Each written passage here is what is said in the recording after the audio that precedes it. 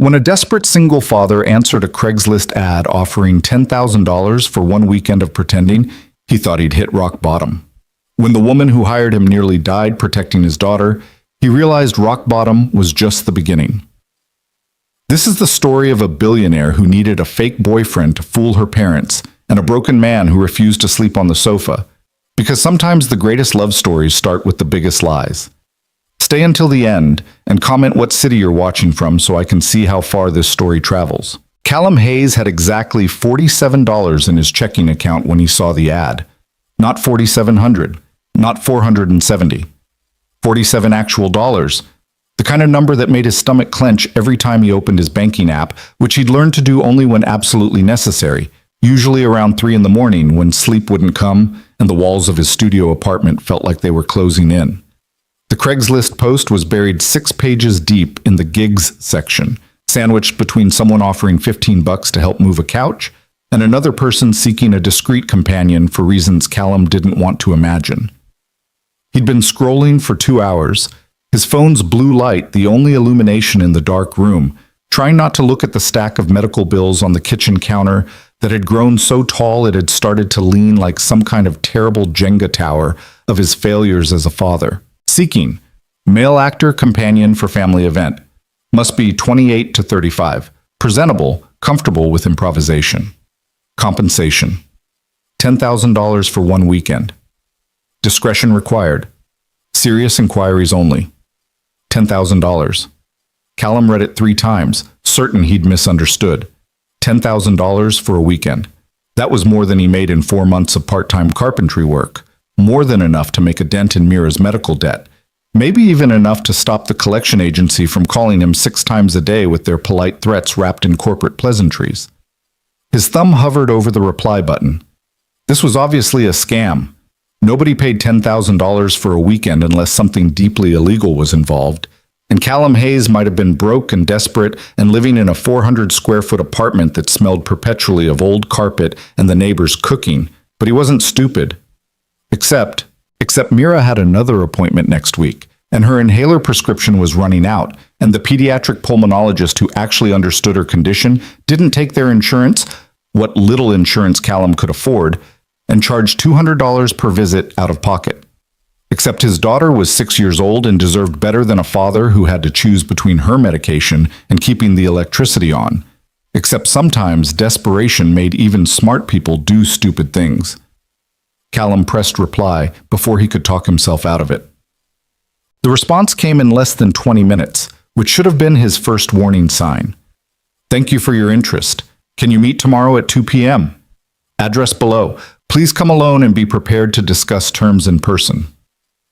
The address was in the financial district, one of those new glass towers that looked like it had been designed by someone who'd never experienced weather. Callum had to look it up on Google Maps because he never had reason to go to that part of the city. His world consisted of the construction sites in the industrial zone, the grocery store 3 blocks from his apartment, and the children's hospital where Mira had spent so much time. The nurses knew her favorite color and which stickers she collected. He spent the next morning in a state of low-grade panic, trying to make himself look presentable with the limited resources available. His only decent shirt was wrinkled, so he hung it in the bathroom while he showered, hoping the steam would help. His one pair of non-work boots had a scuff on the toe that he tried to buff out with a wet paper towel. He'd gotten a haircut 2 weeks ago, a necessity for the construction job he'd just started, so at least that was in his favor. At 1:30 p.m., he kissed Mira goodbye. She was at the kitchen table with Mrs. Chen from next door, working on a coloring book of unicorns with an intensity that made his chest ache. "Where are you going, Daddy?" she asked without looking up, her tongue poking out in concentration as she tried to stay inside the lines. "Job interview, baby. I'll be back before dinner." "Will you get the job?" She glanced up then, her gray eyes, so much like her mother's it sometimes hurt to look at her, serious and hopeful. "I don't know," Callum said honestly, because he'd learned after Sarah died that lying to his daughter, even about small things, felt like betraying the one pure thing left in his life. "But I'm going to try really hard." She nodded, satisfied with this answer, and returned to her unicorns. Mrs. Chen gave him an encouraging smile and waved him off. The subway ride downtown took 40 minutes and cost him $2.75. he couldn't really afford. Callum stood the entire way holding the pole and watching the city flash by outside the windows.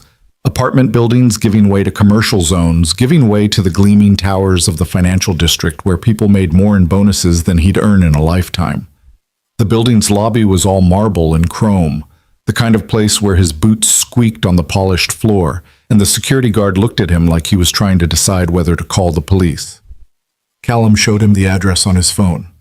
"Penthouse?" the guard said, which somehow sounded like both a statement and a question. "You're expected?" "I think so." The guard made a call, spoke quietly into his headset, then nodded toward the elevators. "Take the one on the right. It goes straight up. She's the only one on that floor."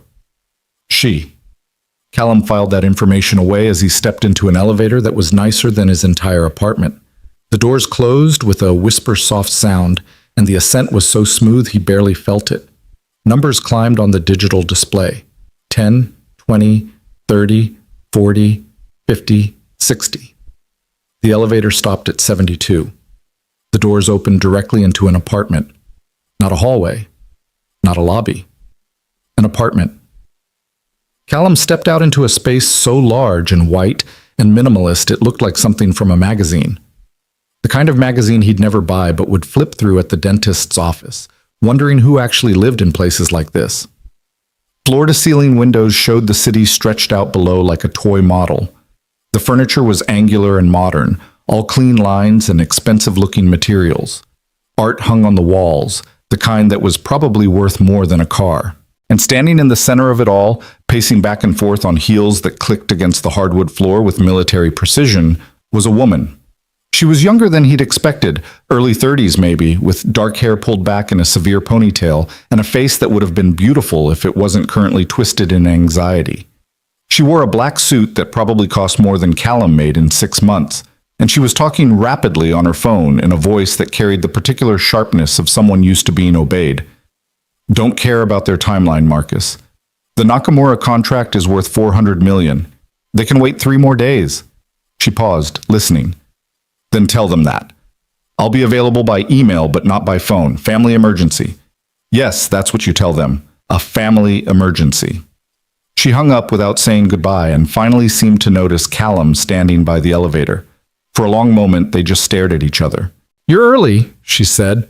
Callum checked his phone. It was 1:58 p.m. "I thought that was a good thing."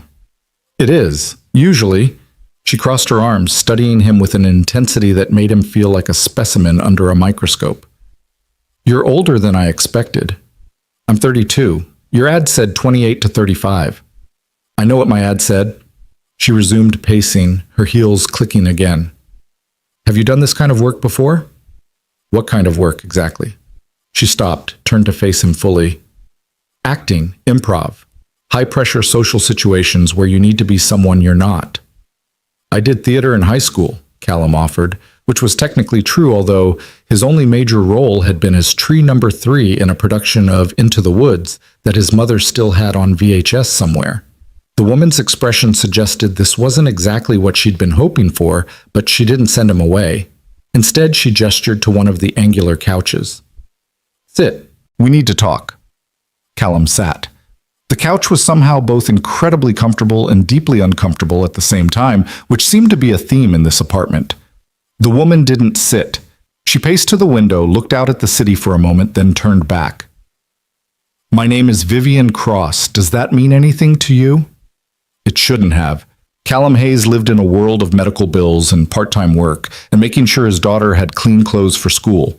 He didn't read business news. He didn't follow tech industry gossip. He definitely didn't keep track of billionaires.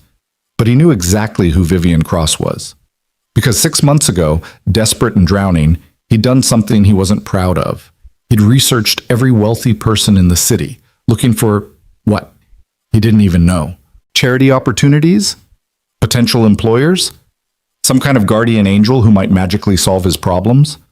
What he'd found instead was a database of information he'd never needed before. Net worths, company valuations, business holdings. And one name had appeared over and over. Vivian Cross. 31 years old. Founder and CEO of Cross Tech Industries. Net worth, $3.2 billion. self-made, never married, no children, known for her ruthless business tactics and complete absence from social media. Forbes had called her the most private billionaire under 40. He'd bookmarked her company's website, though he couldn't have said why. Maybe because she was local. Maybe because she was young enough that she felt almost real, not like some abstract concept of wealth. Or maybe because the article mentioned she'd lost her fiancé in a car accident 3 years ago, and Callum knew something about loss that had changed everything. No, he lied, because admitting he'd researched billionaires like some kind of stalker seemed like a bad way to start a business relationship. Should it? Vivian studied him for a long moment, and Callum had the uncomfortable feeling she knew he wasn't being entirely truthful. But she didn't call him on it. I run a tech company, she said instead. We develop AI systems for logistics and supply chain management. It's not important what exactly we do. What's important is that my parents think I'm incapable of maintaining a personal relationship while running my company, and they're flying in from Boston this Friday for an unexpected visit that I can't cancel or reschedule because my father just had a health scare and my mother is convinced I'm going to die alone, surrounded by nothing but server farms and quarterly reports. She said all of this in one breath, like she'd rehearsed it, which she probably had. Okay, Callum said slowly.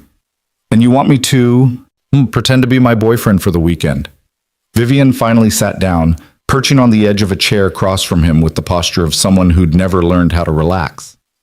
They arrive Friday evening. There's a dinner that night, brunch on Saturday, and they leave Sunday afternoon. You'll need to be present for all 3 events. Plus, you'll need to know enough about me and our supposed relationship to answer basic questions without hesitating. That's it? Just show up and act like we're dating? That's it? She named a figure that made his ears ring.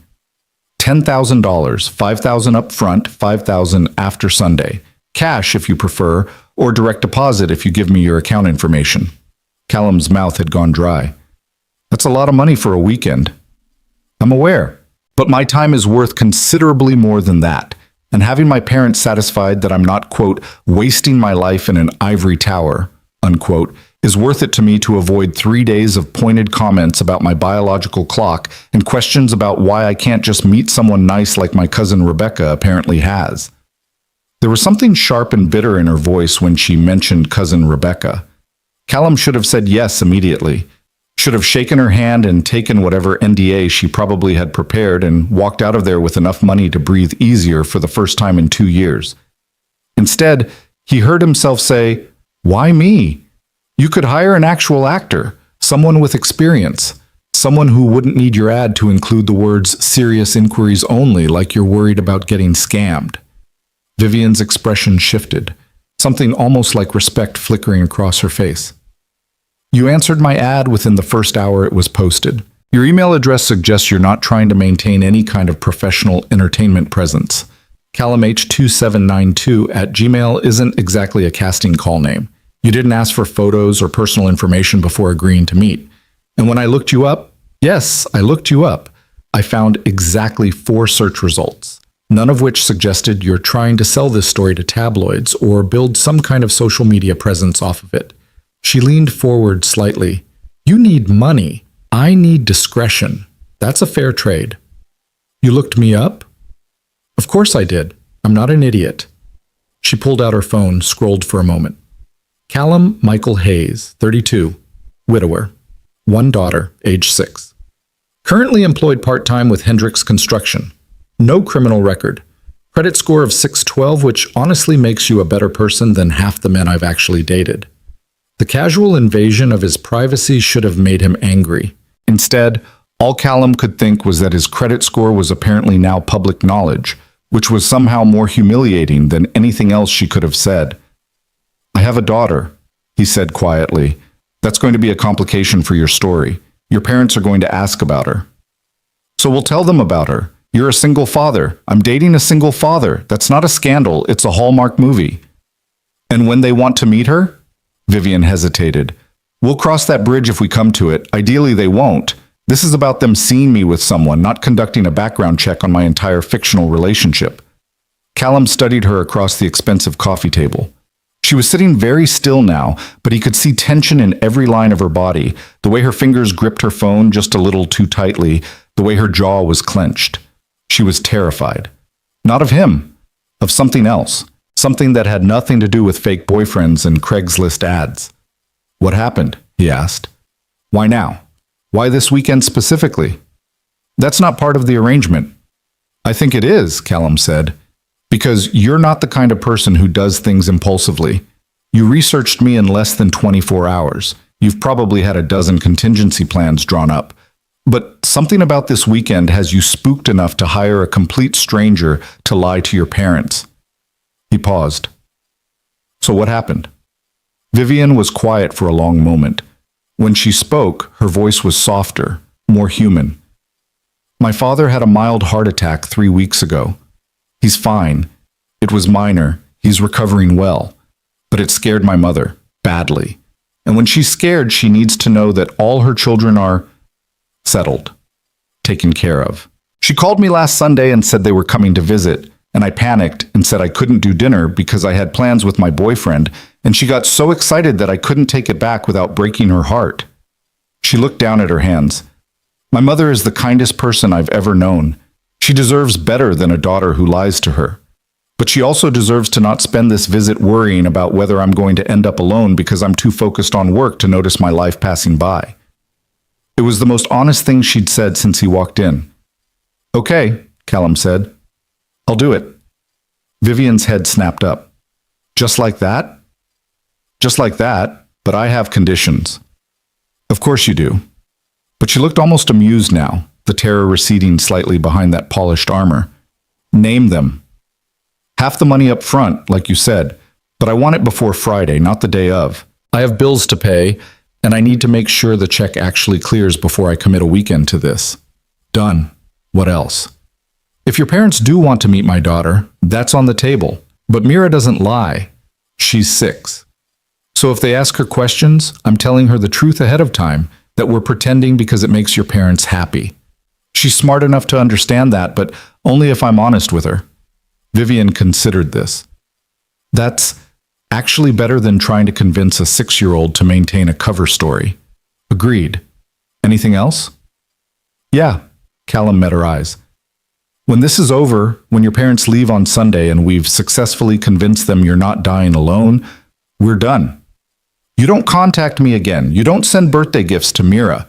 You don't try to follow up or check in or be nice. This is a business transaction, and when it's finished, we go back to living in different worlds. Because my daughter doesn't need to get attached to someone who's going to disappear, and I don't need to explain to a 6-year-old why the nice rich lady who pretended to date her daddy isn't coming back. Something flickered across Vivian's face, hurt, maybe, or recognition, or both. Understood. Is that all? One more thing. Where am I sleeping this weekend? Vivian blinked. What? Your parents are staying here, I assume. If they think we're dating seriously enough to meet them, they're going to expect me to be here too, at least some of the time. So where am I sleeping? Guest room? Couch? I have 3 spare bedrooms. Pick one. That's not what I mean. Callum leaned forward. If we're selling this story, we need to sell it completely. Your parents are going to notice if I'm sleeping in a guest room like a stranger. They're going to ask questions.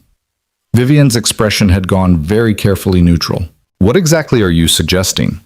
I'm not suggesting anything except that we need to think through all the details before Friday. Because if we're going to do this, we're going to do it right. Which means figuring out things like sleeping arrangements and how long we've supposedly been dating and where we met and what my favorite color is and whether I put ketchup on my eggs. All the little things that couples know about each other. I don't care if you put ketchup on your eggs. But your parents might ask, and if we don't have answers, they're going to know something's wrong. Callum stood up. Look, Ms. Cross, Vivian, if we're going to be dating, you should probably use my first name. Vivian, he corrected. You're paying me $10,000 to do a job, and I'm going to do it well, but that means we need to prepare. So either I come back here before Friday, and we do a proper rehearsal, or you lower your expectations about how convincing this is going to be. Vivian stood as well, and for the first time since he'd arrived, she smiled, small, reluctant, but genuine. You're smarter than I expected. You keep saying that like it's a surprise. Should I be insulted? Probably, but you're also right. We need to prepare. She pulled out her phone again, typed something rapidly. I just sent you $5,000. You should see it in your account within the hour. Come back Wednesday evening, 7 o'clock. We'll go over everything then. And Callum? She looked up from her phone. Thank you. I know this is unusual, but thank you. Callum nodded. He was halfway to the elevator when something made him turn back. Vivian Cross, he said carefully, watching her face. That's your full name? Nothing else? Her expression didn't change, but something in her eyes went sharp. Why do you ask? Just want to make sure I get it right when I tell people I'm dating you. It's just Vivian Cross, no middle name. My parents weren't very creative. It was a lie. Not about the name, that part was probably true, but about why he'd asked. Because Callum Hayes had researched her 6 months ago, and one detail had stuck in his memory like a splinter. Vivian Cross had been engaged to a man named James Mitchell when he died. The accident report had used her full legal name, Vivian Rose Cross Mitchell. She'd taken his name. She'd combined their names the way couples did when they wanted to show the world they were building something together. And then she'd gone back to just Cross after he died. Callum didn't mention this. He got in the elevator and rode it down 72 floors and walked out into the street where the afternoon sun was too bright and the world was still spinning like it always did, indifferent to other people's grief. His phone buzzed. Deposit. 5,000. So, Callum stood on the sidewalk and stared at the number until his vision blurred, and for the first time in 2 years, he let himself believe that maybe, just maybe, they were going to be okay. Wednesday evening arrived faster than he expected. Callum spent the intervening days in a state of low-key surrealism, trying to reconcile the number in his bank account with his actual life. He paid 3 months of back rent, which made his landlord so surprised the man actually shook his hand. He bought Mira new shoes that fit and didn't hurt her feet. He refilled her prescriptions, all of them, without having to decide which ones were most essential. He even bought groceries without checking prices first, just putting things in the cart because they looked good, because Mira liked them, because he could. It felt like stealing. Mrs. Chen agreed to watch Mira again Wednesday night, and at 6:45 p.m., Callum found himself on the subway, heading downtown for the second time that week. He'd worn the same shirt, the same boots. He felt like an actor preparing for a role he didn't understand yet. The security guard remembered him this time, waved him through without calling upstairs. The elevator ride felt faster. The doors opened. Vivian was standing in almost the exact same spot as before, but this time she wasn't on her phone. She was holding a glass of wine and staring out at the city, and she didn't turn around when he stepped out of the elevator. You're early again, she said to the window. Consistent, not early. Now she turned, and Callum was struck again by how young she looked without the armor of that severe ponytail and the aggressive heels. She was wearing jeans, actual jeans, and a soft sweater, and her hair was down. She looked almost normal. Almost. I made dinner, she said, which was so unexpected that Callum actually laughed. You cook? Don't sound so surprised. I'm a functional adult. But she smiled a little. It's pasta. Even I can't screw up pasta. Come on. She led him through the apartment to a kitchen that looked like it had never been used, all gleaming appliances and empty counters.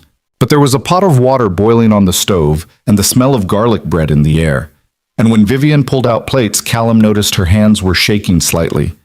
You're nervous, he observed. I'm never nervous. You're nervous about your parents meeting me. Vivian set the plates down with more force than necessary. I'm nervous about lying to my parents. There's a difference. Is there? She didn't answer. Instead, she drained the pasta, divided it between 2 plates, and carried them to a small table by the windows. Callum followed, feeling distinctly out of place in this kitchen that cost more than his entire building. They ate in silence for a few minutes. The pasta was actually good, simple, but good. Callum said as much, and Vivian looked absurdly pleased by the compliment. So, she said eventually, our story. I've been thinking about it. And?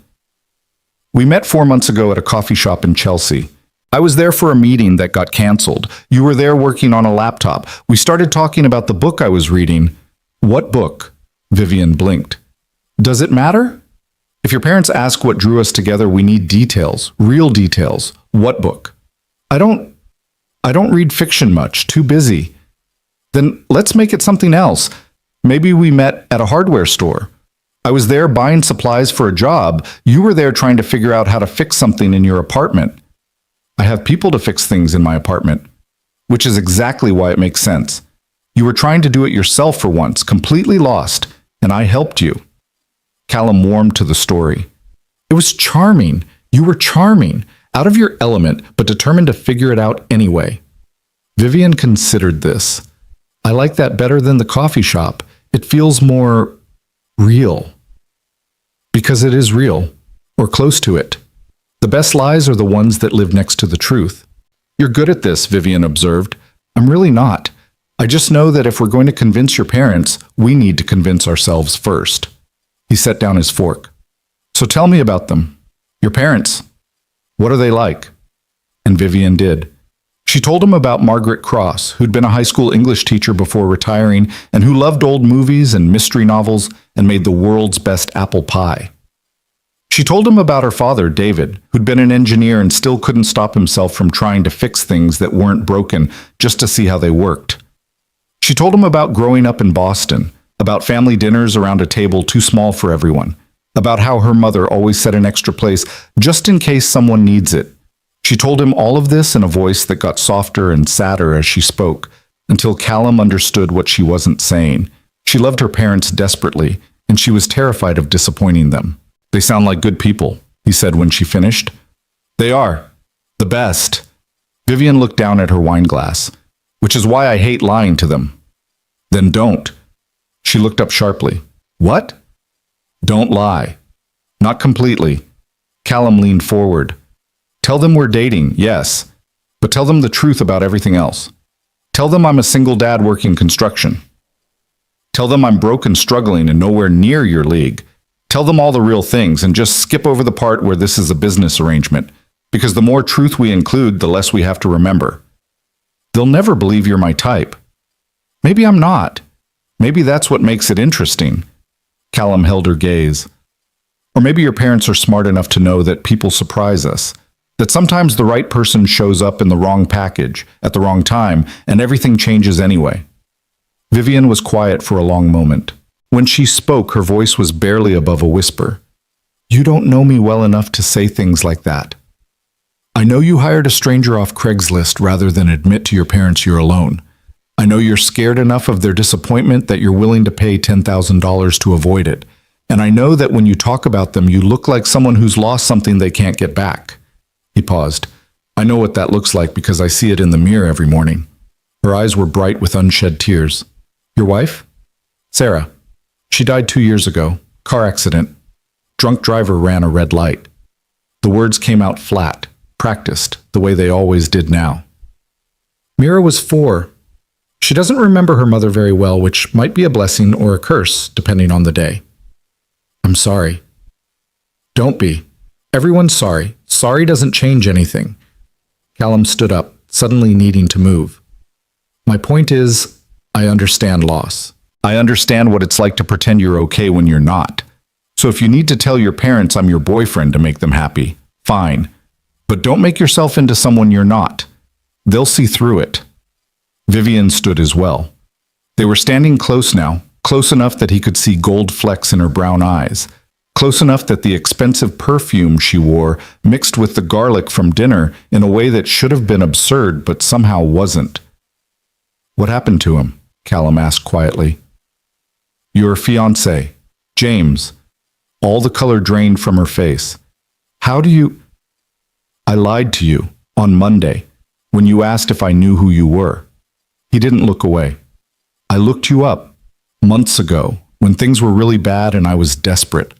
I researched every wealthy person in the city looking for, I don't know what, magic, salvation. I found articles about your company, about your success, and about James Mitchell, who died 3 years ago in an accident you survived. Vivian's hands had curled into fists at her sides. You should have told me. Probably, but you looked me up too, remember? We're both walking into this with more information than we're supposed to have. So let's call it even and move on. It's not the same thing. You're right, it's not. You had the resources to do a background check. All I had was Google and insomnia. He softened his voice. I'm not trying to hurt you. I'm trying to understand, because if we're going to convince your parents this is real, I need to know why you're really doing this. And I don't think it's just about making them happy. You don't know anything about me, Vivian said, but there was no heat in it. Then tell me. For a moment he thought she would throw him out, order him to leave, cancel the whole arrangement, decide this was a mistake. Instead, she crossed her arms and looked out at the city again. James and I were engaged for 8 months before he died, she said finally. We were driving back from visiting his parents in Connecticut. I was at the wheel. It was raining. I saw the truck drift into our lane, and I tried to swerve, but she stopped, swallowed hard. He died on impact. I walked away with bruises and a concussion. The police said it wasn't my fault. The truck driver had fallen asleep. Nothing I could have done differently. But you don't believe that. I believe the facts, but I also believe that if I'd been paying more attention, if I'd reacted faster, Her voice cracked.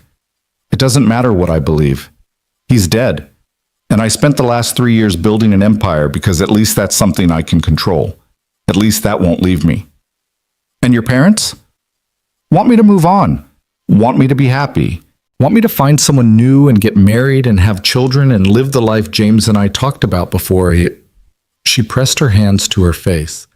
I can't do this. I can't give them what they want. But I also can't watch my mother look at me with that sadness in her eyes every time we talk, like she's mourning both the man I lost and the life I'm not living. Callum moved to stand beside her at the window, not touching, just present. So you hired me to give them hope. I hired you to give them peace, even if it's based on a lie. She lowered her hands. That's the truth, Callum. I'm a coward who can't face her parents' love without armor. You're not a coward. You're grieving. There's a difference. Is there? Yeah, because a coward would have cut her parents off completely rather than risk their judgment. You're still trying. It's just maybe in the wrong direction. Vivian laughed, but it was a broken sound. I'm paying you $10,000 for 1 weekend. I don't think life advice is included in that package. Consider it a bonus. Callum turned to face her fully. Look, I'll do this weekend. I'll be the world's best fake boyfriend. I'll charm your parents and tell them our made-up story about meeting at a hardware store and make them believe I'm the luckiest guy in the world to be dating their daughter. But after Sunday, when this is over, you should tell them the truth. Absolutely not. Vivian, no. We had a deal. Sunday afternoon, this ends. You go back to your life, I go back to mine, and my parents go back to Boston believing their daughter isn't going to die alone. That's the arrangement. She was right. That was exactly what he demanded on Monday, and now he sounded like a hypocrite trying to change the terms. Okay, Callum said. Sunday afternoon. We're done. Good. But she didn't sound convinced. She sounded lost. They spent the next 2 hours rehearsing their story, filling in details, asking each other questions that parents might ask. By the time Callum left at 10 o'clock, they had a narrative that felt almost real. How they met, their first date, what they liked about each other, where they saw the relationship going. It was all fiction, but it was good fiction.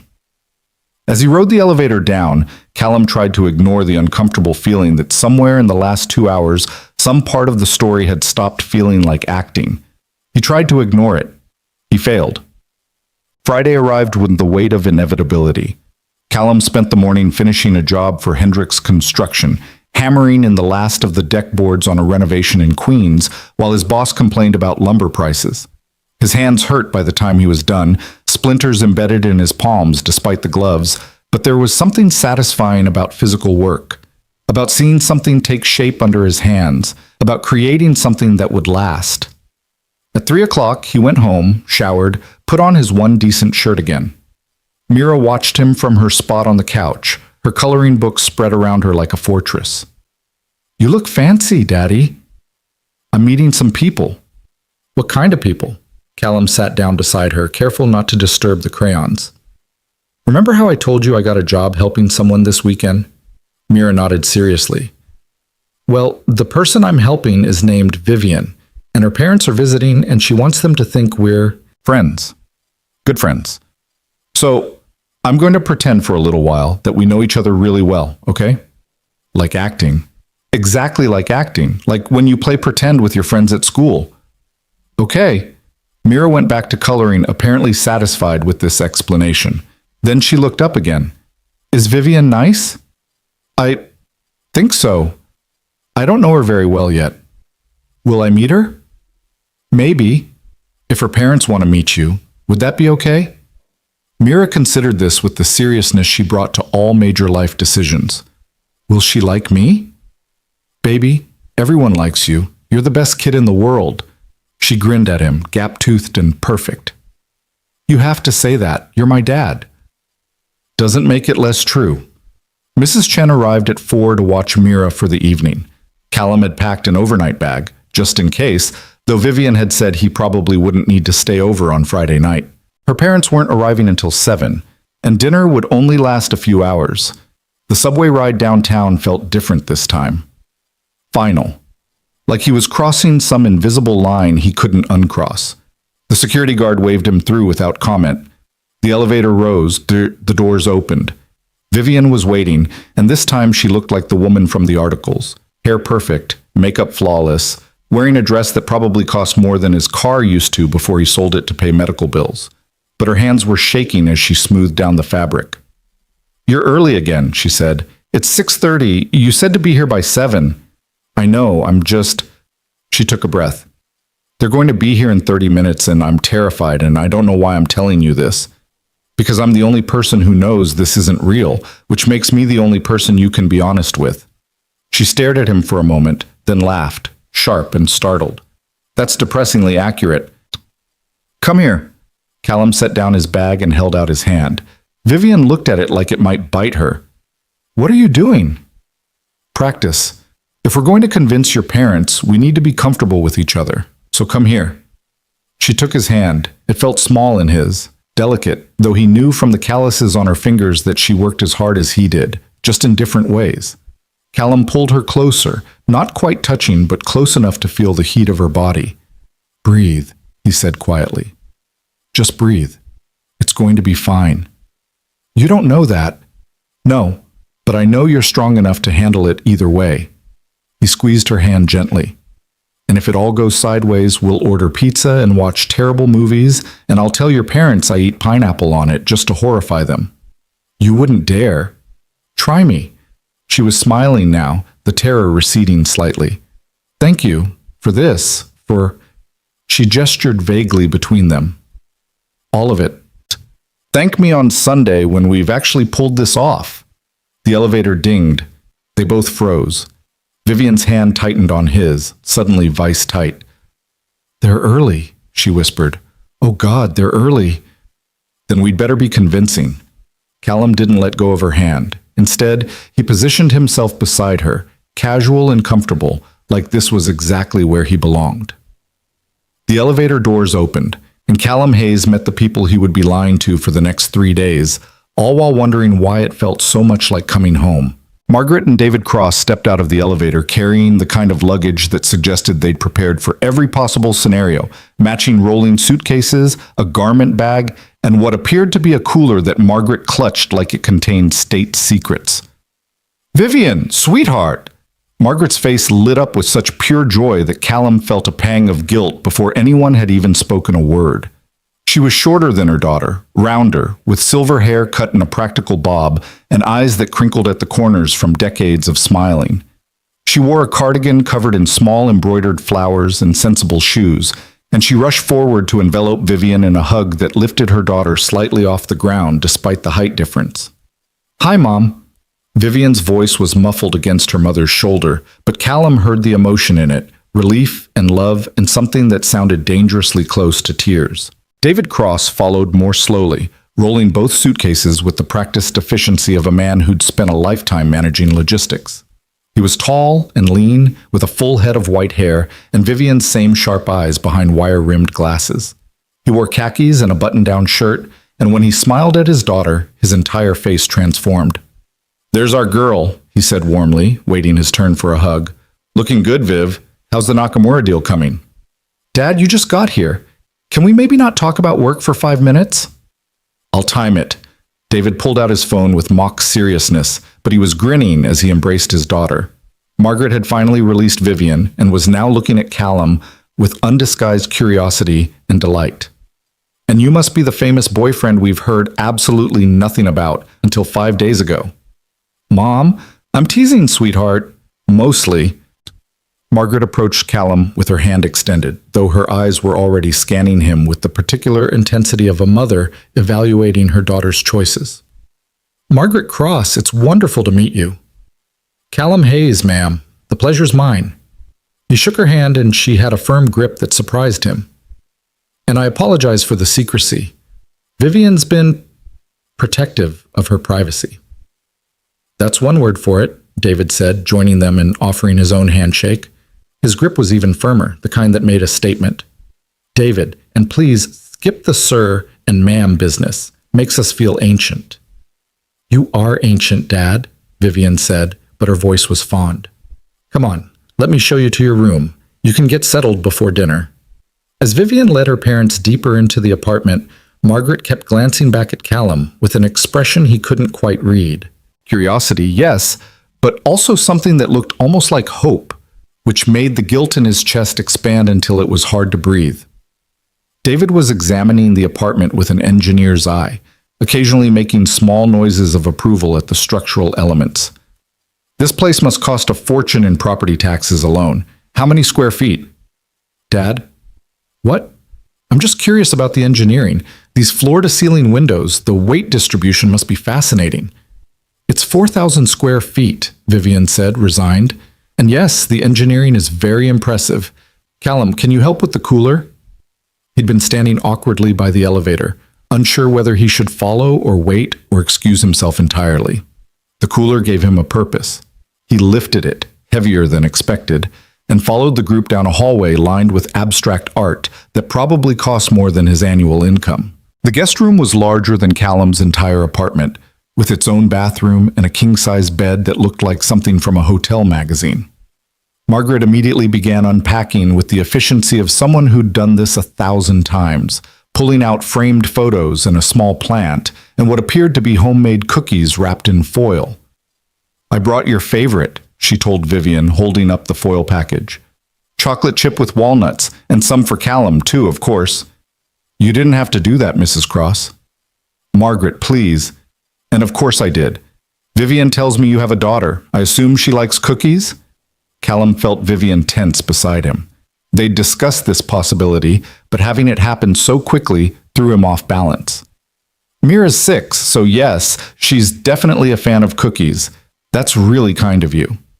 6? Margaret's face lit up even more. What a wonderful age. Is she with her mother this weekend? The question hung in the air like smoke. Mira's mother passed away 2 years ago, Callum said quietly, the practiced words coming out smoother now after saying them to Vivian. It's just the two of us. All the cheerfulness drained from Margaret's face, replaced by immediate compassion. Oh, honey, I'm so sorry. That must be incredibly difficult. We manage, and Mira's amazing, makes it easier. I'm sure she does. Margaret looked between Callum and Vivian with new understanding, like pieces of a puzzle had just clicked into place. Well, I'd love to meet her if that's possible this weekend. No pressure, of course, but I brought enough cookies for a small army. Mom loves kids, Vivian explained, and Callum heard the warning in her voice. She was a teacher for 30 years. She can't help herself. Guilty as charged. Although I'm retired now, which means I have even more time to meddle in my children's lives. Margaret said this cheerfully, like it was a point of pride. How long have you two been seeing each other? Here it was. The first real test. Callum felt Vivian's hand slip into his, her palm slightly sweaty despite the apartment's perfect climate control. He squeezed gently, a silent message. I've got this. About 4 months, he said. We met at a hardware store in Chelsea, actually. I was there for work supplies, and Vivian was trying to figure out how to fix a leaky faucet. You were fixing your own plumbing? David looked at his daughter with something between pride and disbelief. That's new. I was trying to be self-sufficient, Vivian said, playing along. It wasn't going well. Callum took pity on me and explained the difference between a washer and a gasket, which apparently I needed to know. She had bought the wrong parts, Callum added, warming to the story, and she was too stubborn to ask for help from the store employees. That sounds like our Vivian, Margaret said, delighted. She's been like that since she was 3 years old. Remember when she tried to build that bookshelf by herself, David? Ended up with half the pieces backwards and refused to admit defeat until it collapsed under the weight of her encyclopedias. David chuckled. We found her sitting in the wreckage at 2 in the morning, still insisting she could fix it. I was 12, and it was a learning experience, Vivian protested, but she was smiling. Anyway, Callum helped me get the right parts, and then he offered to come install them because he felt bad about me flooding my own apartment. I didn't say you'd flood it. I said you might flood it. Same thing. They were bantering now, and it felt natural, easier than Callum had expected. Maybe because the best lies really did live next to the truth, or maybe because Vivian's parents made it easy to relax with their obvious warmth. So you fixed her sink and she fell madly in love with you, Margaret said, her eyes twinkling. Very romantic. It wasn't quite that fast, Vivian said, but he did give me his card in case I had any other home repair emergencies, which I definitely did not manufacture as an excuse to see him again. She called me 3 days later about a sticky door, Callum said, which turned out to just need WD-40. In my defense, I'm better at coding than carpentry. That's not exactly a high bar, sweetheart, David interjected. You once tried to hang a picture and put the nail through a water pipe. I was 19. The conversation flowed on, and Callum found himself genuinely enjoying it despite the circumstances. Margaret and David were funny and self-deprecating and clearly adored their daughter, even as they gently teased her about her lack of practical skills. They asked Callum about his work, his daughter, his life, and they listened to his answers with real interest rather than polite obligation. By the time they'd finished unpacking and settled into the living room for pre-dinner drinks, wine for the adults, juice for anyone who wanted it, Callum had almost forgotten this was a performance. Almost. So, Margaret said, settling into one of the angular couches with her wine glass, tell me about Mira. What's she like? Callum felt himself relax into the one topic he could discuss without any acting required. She's everything. Smart as hell. Smarter than I was at her age. She loves unicorns and drawing and asking questions I can't answer about why the sky is blue or where numbers come from. She's got her mother's eyes and, unfortunately, my stubbornness. The best kids are stubborn, Margaret said. Means they'll stand up for themselves when it matters. Does she know about Vivian? She knows I'm helping Vivian this weekend. I don't lie to Mira about important things, but she's 6, so she understands it as grown-up friend stuff. It wasn't quite a lie, but it wasn't quite the truth either, and Callum felt the familiar guilt creeping back. That's good parenting, David said approvingly. Honesty builds trust, and trust is everything with kids. They can smell BS a mile away. David, language. I said BS, not the actual... I know what you said. Vivian was watching this exchange with something that looked like longing, and Callum realized that this casual bickering and warmth and family was probably what she'd been missing since James died, maybe even before that. Would it be too forward to suggest Mira join us for brunch tomorrow? Margaret asked. I know it's sudden, and if you're not comfortable with that, I completely understand, but I'd love to meet her, and I promise I won't interrogate her about her father's romantic life. Mom. What? I'm being honest about my intentions. That's good parenting too. Callum looked at Vivian, trying to read her expression. They hadn't planned for this. Bringing Mira into this felt like crossing a line they'd drawn specifically to protect her. But Vivian was nodding slightly, almost imperceptibly, and her eyes were asking him, is this okay? I think Mira would love that, Callum heard himself say. She's never had brunch at a billionaire's penthouse before. It'll be an adventure. Perfect. Margaret clapped her hands together. And maybe she can help me with something. I'm trying to decide what kind of flowers to plant in our garden this spring, and I could use a 6-year-old's expert opinion. She'll have many opinions, Callum warned. Fair warning. Even better, I love children with opinions. David had gotten up and was examining the view from the windows, his hands clasped behind his back. Hell of a city, he said quietly. I forget sometimes living in Boston. New York has this energy that just vibrates through everything. That's the subway, Vivian said. Literally, you can feel it sometimes. Smart Alec, but David was smiling. You happy here, Viv? Really happy? The question caught everyone off guard. Margaret's cheerfulness faltered. Vivian froze, her wine glass halfway to her lips. Yes, I'm happy. Because you can be successful and still be miserable. I've known plenty of people who built empires and lost themselves in the process. David turned to face her. I'm not asking as your father who's proud of everything you've accomplished. I'm asking as your father who loves you and wants to make sure you're taking care of yourself. Vivian's hand found Callum's again, and this time he was certain it wasn't part of the act. She was holding on like he was the only stable thing in the room. I'm taking care of myself, she said softly. I promise. And having Callum around has helped with that. He's very good at reminding me that there's life outside of spreadsheets and board meetings. Is he now? David's gaze shifted to Callum, assessing. What's your secret, son? Son. The word did something strange to Callum's chest. No secret, he managed. I just think life's too short to spend all of it working. I learned that the hard way when Sarah died. You can't get time back once it's gone, so you might as well spend it on things that matter. Things like your daughter. Things like my daughter, Callum agreed. And now apparently, things like making sure your daughter eats actual meals instead of whatever she can order from her desk at midnight. I knew I liked you, Margaret said triumphantly. Vivian needs someone who'll tell her to stop working. God knows we've been trying for years. Mom, I'm 31, not 15. I can manage my own schedule. Can you? Because the last time we visited, when was that, David? 8 months ago, you answered 14 work emails during dinner. It was 12 and there was a crisis with... I don't care if the entire company was on fire. You were having dinner with your parents who drove 4 hours to see you.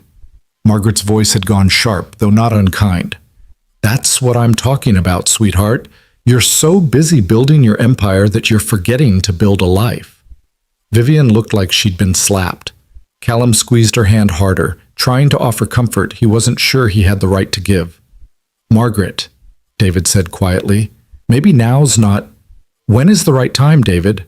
When she's 50 and alone and wondering where her life went? Margaret set down her wine glass with enough force to make a sharp clink.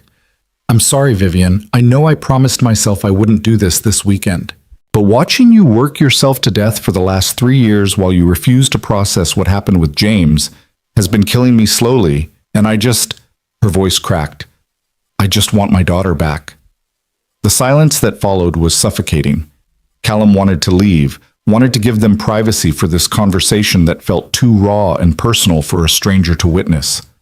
But Vivian's grip on his hand was vice-tight, and he realized she needed him there. Not as a fake boyfriend, but as an anchor to something outside this moment of family pain. I am processing it, Vivian said finally, and her voice was so small it barely carried across the room. Every single day I process it.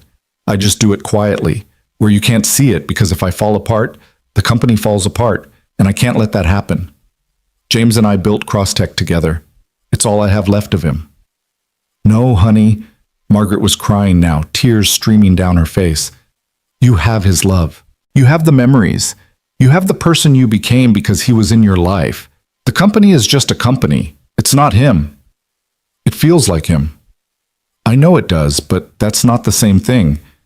David had moved to sit beside his wife, his arm around her shoulders. They looked like what they were, parents watching their child hurt and being powerless to fix it. Callum made a decision. My wife used to make these elaborate Sunday breakfasts, he said into the heavy silence. Pancakes shaped like animals, bacon arranged in smiley faces, the works. Mira was too young to remember most of them, but I do. And after Sarah died, I tried to keep doing it. Thought it would honor her memory or maintain some kind of continuity for Mira, or, hell, I don't know what I thought. Everyone was looking at him now, but he kept his eyes on Vivian. It was torture, he continued. Every Sunday I'd stand in that kitchen and try to make elephant pancakes or whatever, and they'd come out wrong because I wasn't Sarah and I couldn't do it the way she did, and eventually I'd end up throwing the whole mess in the trash and feeding Mira cereal while I cried in the bathroom. Callum, Vivian's voice was thick with tears. Let me finish. It took me 6 months to realize I was hurting both of us. by trying to keep that tradition alive. Because it wasn't about honoring Sarah's memory, it was about refusing to accept she was gone. So I stopped. We started having regular breakfast. Sometimes it's cereal, sometimes it's toast, sometimes it's whatever Mrs. Chen from next door brings over because she's taken pity on us. And you know what? Mira's okay with it. Better than okay. Because what she needs isn't elaborate pancakes. She needs a father who's present and stable and not destroying himself trying to be someone he's not. He finally looked at Margaret and David. I'm not saying Vivian should give up her company. That's not my place and it's not my business. But maybe the way she's been doing it, working herself to exhaustion, using it as armor against grief, maybe that's not honoring James's memory any more than my failed pancakes were honoring Sarah's. Margaret was openly weeping now, and David looked suspiciously bright-eyed behind his glasses. Vivian had pressed her free hand to her mouth, and Callum could feel her shaking. "You're right," Vivian whispered. "God, you're right. I've been so focused on preserving what we built that I forgot to live in it, forgot to enjoy it, forgot why we started Crosstech in the first place." "Why did you start it?" Callum asked gently. "Because we wanted to solve problems that mattered. We wanted to build something that would make supply chains more efficient, so fewer resources would be wasted, so companies could operate more sustainably, so the world could be a little bit better." She laughed, but it was a broken sound. "And somehow it became about market share and quarterly earnings, and proving to everyone that I could keep growing even without James. I lost the plot somewhere." "Then find it again," Margaret said, reaching across to take her daughter's other hand. "Find it again, sweetheart. Not for us. For you." David cleared his throat roughly. "And maybe let this young man help you find it. He seems to have a good head on his shoulders, even if he does let his daughter eat cereal for breakfast." The tension broke slightly. Vivian laughed, a real laugh this time, and wiped at her eyes. "I'm sorry. This is not how I wanted this weekend to go. You've been here less than an hour, and we're already having therapy sessions." "Families have therapy sessions," Margaret said firmly. "That's what we do. We're messy and we cry and we say hard things because we love each other enough to be honest." She looked at Callum. "And I'm sorry you had to witness all that. I'm sure it's not what you signed up for when you agreed to meet Vivian's parents." Callum thought about the $10,000, about the Craigslist ad, about the whole elaborate lie they'd constructed. And then he looked at Vivian's tear-stained face and Margaret's earnest expression and David's protective arm around his wife, and he felt something shift in his chest. "Actually," he said carefully, "this is exactly what family is supposed to look like. You should see Mira and me when we're arguing about bedtime.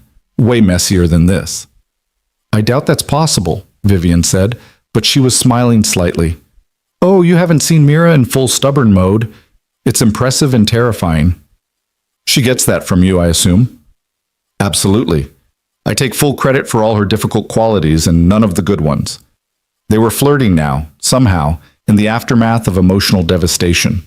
Callum wasn't sure how it had happened, but Margaret was watching them with new interest, and David had relaxed slightly. "Well," Margaret said, standing up and smoothing her cardigan with determined cheerfulness, "I think we all need dinner and possibly something stronger than wine. What's the plan, Vivian? Did you make reservations somewhere?" "I thought we'd order in, actually. There's an Italian place nearby that delivers, and it's supposed to be excellent. Unless you want to go out?" After that flight and that conversation, I vote for staying in. Margaret looked at Callum. "What about you? Any dietary restrictions we should know about?"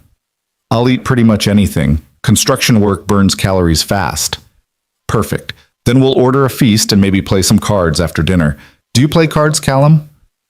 "Poker, mostly. Though I should warn you, I'm terrible at it."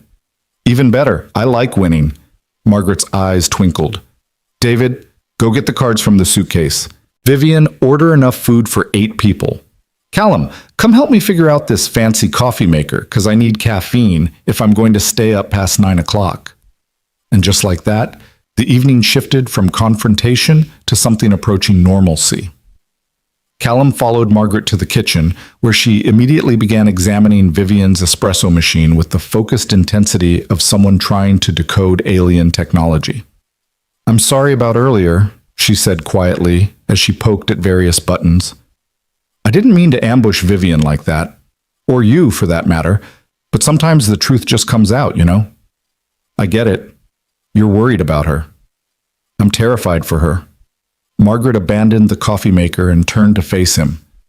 My daughter is brilliant and successful and absolutely determined to work herself into an early grave because she can't forgive herself for surviving when James didn't. And I don't know how to help her because every time I try, she shuts down and disappears into her work. She studied him. But you got through to her. In 5 minutes, you said what David and I have been trying to say for 3 years. Sometimes it's easier to hear hard truths from someone who isn't family, Callum offered, though guilt was eating at him because Margaret didn't know he was being paid to be here. Didn't know this whole thing was a performance, except it hadn't felt like a performance when he was talking about Sarah and the pancakes. That had been real. Painfully real. Maybe, Margaret said, or maybe it's because you understand loss in a way David and I don't. We've never lost a spouse. We can sympathize, but we can't truly empathize. She touched his arm gently. I'm glad Vivian found you. I mean that. She needs someone who understands that grief isn't something you get over. It's something you learn to carry. Callum's throat was tight. I'm not sure I'm the person you think I am. Oh, I don't know. You seem pretty solid to me. She turned back to the coffee maker. Now help me with this infernal machine before I break it out of spite. They figured out the espresso maker together, or rather Callum figured it out while Margaret provided running commentary about how things were simpler when coffee came from a percolator. By the time they returned to the living room with cups for everyone, David had set up a card table and Vivian was on the phone placing what sounded like an enormous food order. Yes, I know that's a lot of food. Yes, I'm sure. No, I don't need you to confirm the address again. You've delivered here before. Vivian caught Callum's eye and mouthed, "Help me," at him. He gently took the phone from her hand. Hi, this is Callum. We're having a family gathering and we're all very hungry. If you could just process the order exactly as she said it, we'd really appreciate it. Great. Thank you. He hung up and handed the phone back. You were making it too complicated. I was being thorough. You were driving that poor person crazy. In my defense, I've had restaurants mess up orders before by not confirming. Sweetheart, David called from the card table, stop arguing with your boyfriend and come play cards. I'm not arguing. I'm discussing, Viv, cards, now. Vivian made a face at her father but moved to join them at the table. Callum followed, acutely aware that every moment of this felt more real and less like acting.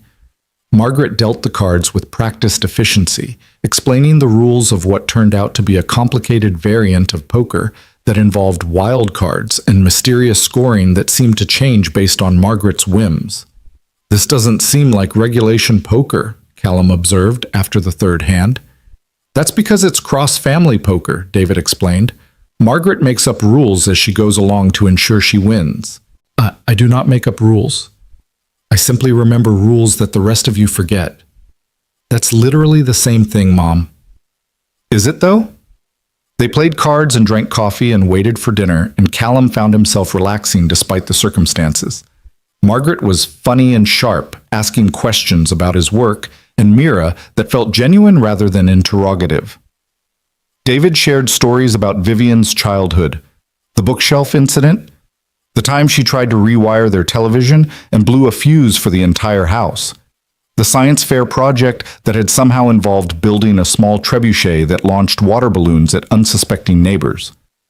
I was testing medieval engineering principles, Vivian protested. It was educational. It was property damage, David countered. We had to apologize to 6 different families. The science was sound, though. The science was sound, David agreed, pride evident in his voice despite the words. You've always had a gift for understanding how things work, Viv, even when you probably shouldn't take them apart to find out. Dinner arrived in a series of increasingly large bags that the delivery person seemed relieved to hand off. They spread the food across the dining table, pasta and risotto and chicken marsala and endless garlic bread and salads and tiramisu for dessert. It was enough food for a small army, and they ate like they were one, passing dishes and stealing bites from each other's plates and laughing about nothing in particular. Callum caught himself watching Vivian when she wasn't looking. She was different around her parents, softer, younger, more vulnerable. The polished billionaire veneer had cracked to reveal someone who laughed too loud at her father's bad jokes and let her mother fuss about whether she was eating enough vegetables and argued about card game rules with the passion of someone who genuinely cared about winning. She was beautiful like this. Real. And that was a dangerous thought to have when this was all supposed to end on Sunday. After dinner, they played more cards. Margaret won every hand through what everyone agreed was definitely cheating but couldn't prove. David told increasingly elaborate stories about his engineering days that may or may not have been embellished. Vivian leaned against Callum's shoulder at one point, and he froze, unsure if this was part of the performance or something else entirely. "Tired?" he asked quietly. "A little. It's been a long day." But she didn't move away, and Callum found himself adjusting his position to make her more comfortable. Margaret noticed, of course. Her eyes softened with something that looked like approval, and Callum felt the guilt surge back with renewed force. By 11 o'clock, everyone was fading. David and Margaret excused themselves to their room, and suddenly Callum and Vivian were alone in the vast living room with the city lights spreading out below them like fallen stars. "You don't have to stay," Vivian said. "I know you probably want to get back to Mira. Mrs. Chen is with her overnight. I told her I might not be back until morning, just in case." Callum stood up, stretching muscles that ached from a full day of work and tension. "But if you want me to go—" "No, I mean, you should stay. We need to keep up appearances, right? My parents will think it's weird if you leave now." "Right, appearances." They stood there awkwardly for a moment, and Callum was struck by how strange this was. How intimate and foreign at the same time. He'd spent the evening holding this woman's hand, sitting close enough to smell her perfume, playing the role of devoted boyfriend. But he didn't actually know her, not really, except he did know that she was carrying grief that was slowly crushing her. He knew that she loved her parents desperately and feared disappointing them. He knew that she built walls to protect herself, and that underneath all that polish was someone who just wanted permission to fall apart. He knew all of that because he recognized it in himself. "I should show you where you're sleeping," Vivian said, breaking the silence. "I set up one of the guest rooms earlier. It has its own bathroom and clean towels and everything you should need." She led him down a different hallway to a room that was smaller than the one her parents occupied, but still larger than any bedroom Callum had ever had. The bed was made with hotel-quality linens, and there were indeed fresh towels folded on a chair. "This is—" He couldn't think of an appropriate word. "Very nice. Thank you. It's just a room. It's a really nice room." Vivian smiled slightly. "I'll take the compliment. My room is next door if you need anything. And Callum?" She paused in the doorway. "Thank you. For tonight. For what you said to my parents. You didn't have to do that." "Yeah, I did, because it was true." He met her eyes. "And because I think you needed to hear it as much as they needed to say it." She looked like she wanted to say something else, but instead she just nodded and left, pulling the door closed behind her with a soft click. Callum stood in the expensive guest room and tried to process the evening. It had been emotionally exhausting in ways he hadn't anticipated.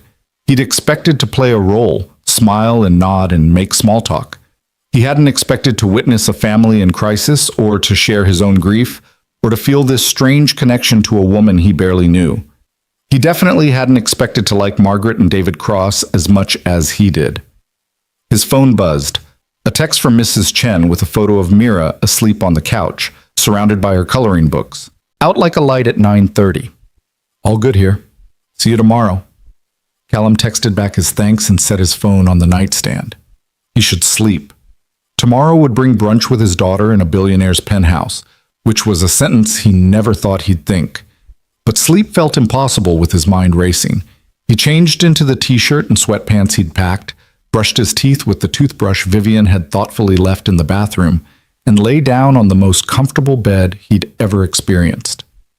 The sheets were cool and smooth, the mattress was perfectly firm, and the pillow was made of some material that seemed scientifically designed for optimal sleep.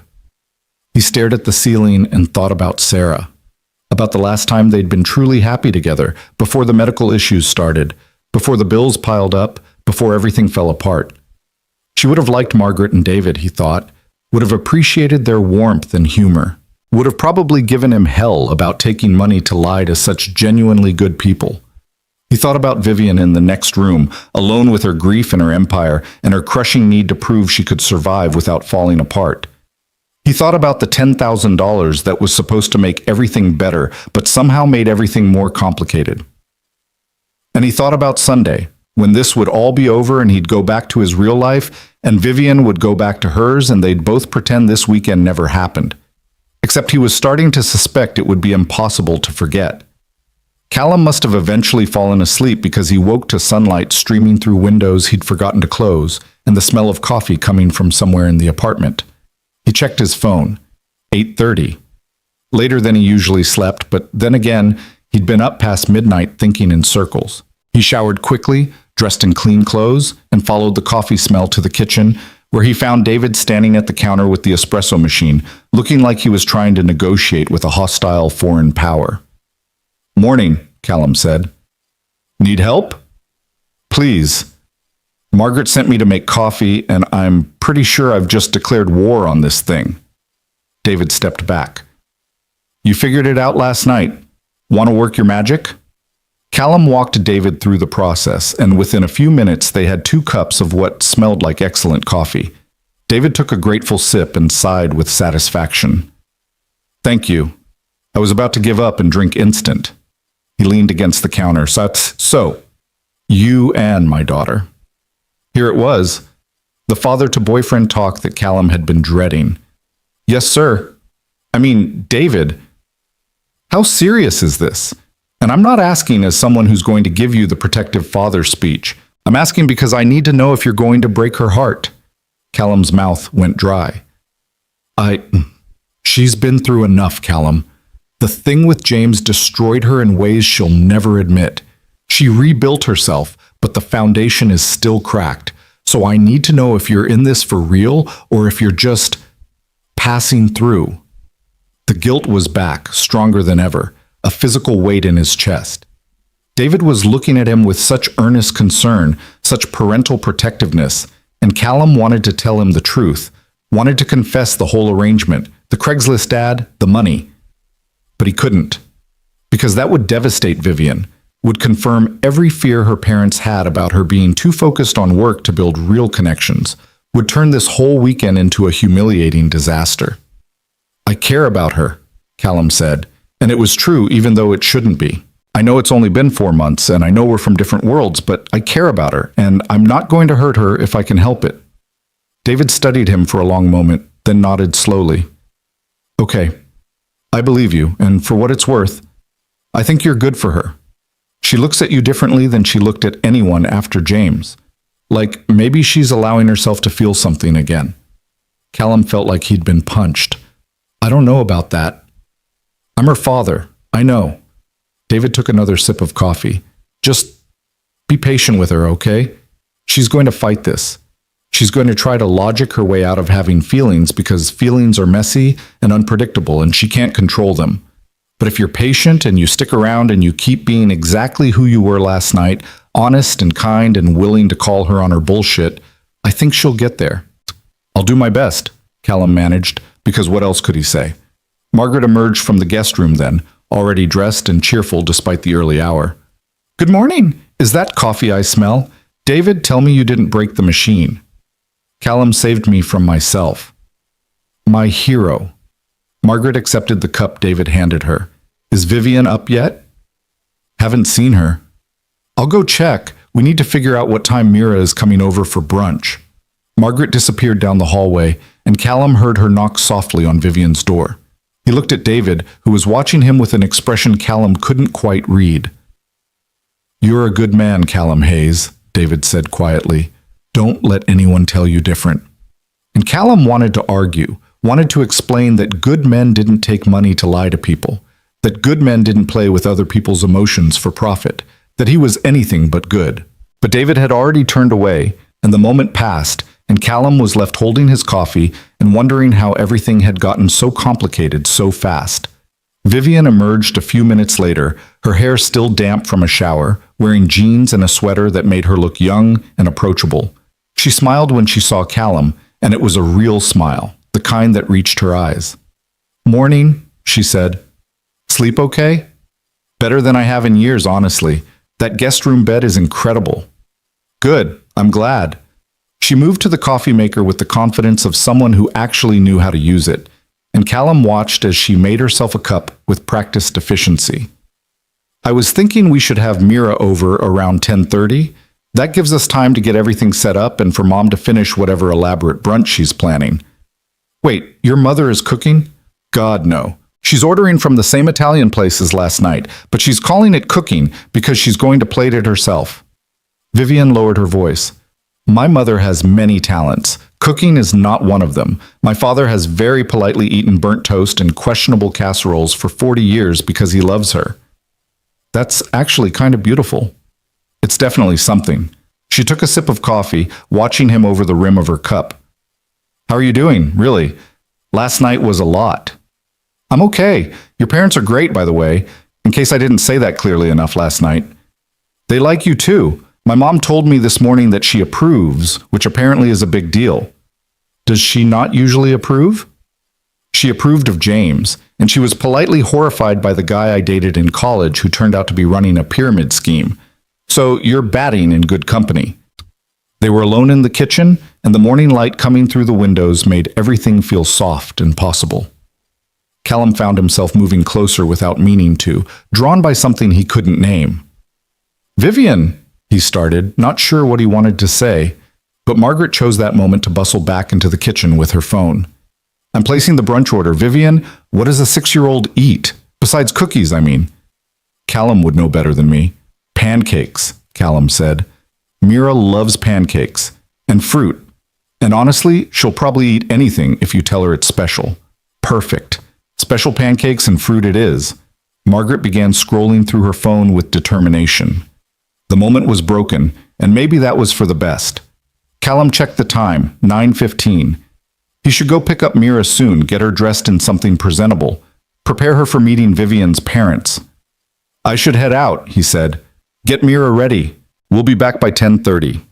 "Want me to send a car?" Vivian offered. "It's easier than the subway with a 6-year-old." "We'll manage, but thank you." He left the penthouse and rode the elevator down, feeling like he'd just escaped something dangerous and important. The morning air outside was crisp and cool, and the city was waking up around him. People heading to work, street vendors setting up, the endless rhythm of New York doing its thing. Callum took the subway home and tried to organize his thoughts. Tonight was Saturday. Tomorrow was Sunday. Then this would all be over. He just needed to make it through one more day without everything falling apart. When he got home, he found Mira and Mrs. Chen making pancakes together. Actual pancakes, not cereal. Mira's face lit up when she saw him. "Daddy, Mrs. Chen taught me how to flip pancakes without making a mess." "That's impressive. Show me." She demonstrated with careful concentration, and sure enough, the pancake flipped neatly. Callum felt his chest tighten with love and pride and the particular terror that came with being solely responsible for another human being. "Good job, baby. Hey, remember how I told you about my friend Vivian? The one you're helping this weekend?" "Yeah, her parents want to meet you. They're having brunch at Vivian's apartment and they invited you to come. Would you like that?" Mira considered this with her usual seriousness. "Will there be pancakes?" "Actually, yes, special pancakes, according to Vivian's mom." "Then okay, but I need to wear my unicorn shirt because it's my favorite." Unicorn shirt it is. They ate the pancakes Mrs. Chen had helped make. Then Mira got dressed in her beloved unicorn shirt, slightly too small now, but still her favorite, and the new shoes Callum had bought with the first installment of Vivian's money. He brushed her hair and let her pick out a hair clip shaped like a rainbow. "Do I look fancy?" she asked seriously. "You look perfect." They took the subway downtown and Mira pressed her face against the window the whole way, narrating everything she saw with the running commentary only 6-year-olds could manage. By the time they reached Vivian's building, Callum's heart was hammering. This was a mistake. He should have said no. Should have kept Mira separate from this whole elaborate lie. But it was too late now. The security guard waved them through. The elevator rose, the doors opened, and there was Vivian, waiting for them with an expression Callum had never seen before, nervous and hopeful and almost shy. "Hi," she said. "You must be Mira." Mira looked up at her with wide gray eyes. "Are you my daddy's special friend?" Yes, I guess I am." "He said you have a really tall building. This is really tall." "It is really tall." "Would you like to see the view?" Mira nodded enthusiastically, and just like that, they were inside, and Vivian was showing his daughter the city from 72 floors up, while Margaret exclaimed over the unicorn shirt, and David asked Mira serious questions about her favorite colors, and Callum stood back and watched his two worlds collide. And somewhere in the chaos of that morning, with pancakes and laughter and his daughter's hand in Vivian's as they looked out at the city together, Callum realized with sudden, terrible clarity that he was in serious trouble. Because this didn't feel like pretending anymore. It felt like something real. And in less than 24 hours, it would all be over. Mira had made herself completely at home within 15 minutes of arrival, which was both Callum's greatest pride and his deepest anxiety. She sat at Vivian's dining table with Margaret on one side and David on the other, explaining in exhaustive detail the complex social hierarchy of her first-grade classroom while demolishing a stack of pancakes that seemed physically impossible for someone her size to consume. And then Emma said that unicorns aren't real, but I told her that's just what people who've never seen unicorns say, Mira announced between bites, completely serious. "Right, Daddy?" Callum, who'd been helping Vivian arrange fruit on a platter in the kitchen, looked over. "I think what I actually said was that some things are real in our imagination even if we can't see them in real life." "That's what I said." "Not exactly, baby." "Close enough." Mira turned her attention to David, who was watching her with barely concealed delight. "Do you believe in unicorns?" "I believe in the possibility of unicorns," David said carefully, like he was negotiating a complex engineering problem. "Which I think is different from believing they're currently walking around somewhere." "That's a good answer." Mira nodded approvingly. "You're smart." "Thank you. You're pretty smart yourself." Margaret was nearly vibrating with joy, which made Callum simultaneously happy and guilty. She kept finding excuses to touch Mira's hair or straighten her unicorn shirt or refill her orange juice, and every time she did, her face held such pure grandmotherly affection that Callum wanted to disappear into the floor. "Vivian was a lot like you when she was your age," Margaret said. "Very opinionated, very sure of herself." "I still am," Vivian called from the kitchen. "Age hasn't changed that." "No, it certainly hasn't," Margaret smiled. She once informed her kindergarten teacher that the classroom goldfish needed a more stimulating environment and proceeded to redesign the entire tank using drawings she'd made at home. "Did it work?" Mira asked. The fish seemed happier. The teacher was less thrilled about a 5-year-old questioning her pet care methods. Mira giggled, and the sound filled the apartment in a way that made it feel less like a showroom and more like a home. Callum caught Vivian watching his daughter with an expression that was hard to read. Something between wonder and longing and fear. "She's great," Vivian said quietly, just for him. "Really great. She's my whole world." It came out more intense than he'd meant it to, but it was true. "Everything I do is for her." "I can tell." Vivian's eyes met his. "You're a good father, Callum." "I'm trying to be." They brought the fruit platter to the table, and Margaret immediately started arranging it into what she called a proper presentation, which seemed to involve a lot of strategic strawberry placement. David was now deep in conversation with Mira about whether dinosaurs or dragons would win in a fight, a debate that was apparently quite contentious. "Depends on the dragon," Mira insisted. "A small dragon, dinosaur wins, but a big dragon with fire, dragon definitely wins." "What about a water dragon with no fire?" "Then it's close. I'd say 60-40 for the dinosaur." "Those are very specific odds." "I've thought about this a lot." Callum watched his daughter hold court with a billionaire's parents and felt something shift in his understanding of the world. A week ago, his life had been construction sites and medical bills, and the particular exhaustion that came from single parenting on no money. Now he was in a penthouse, watching his daughter debate mythical creature combat scenarios with people who'd probably never had to choose between groceries and electricity. But they weren't treating her like she was different. They were treating her like she mattered, like her opinions were valid, like she was exactly where she belonged. Your parents are naturals with kids, Callum said to Vivian as they sat down to join the group. Mom taught elementary school for 30 years. She knows how to talk to children without talking down to them. Vivian reached for a piece of melon. Dad just likes anyone who'll engage with his hypothetical questions. I heard that, David said without looking away from Mira. And it's not my fault everyone else in this family lacks intellectual curiosity. We have intellectual curiosity, Vivian protested. We just don't feel the need to debate the structural integrity of fictional castles. That was one time, and I maintain that Hogwarts makes no architectural sense.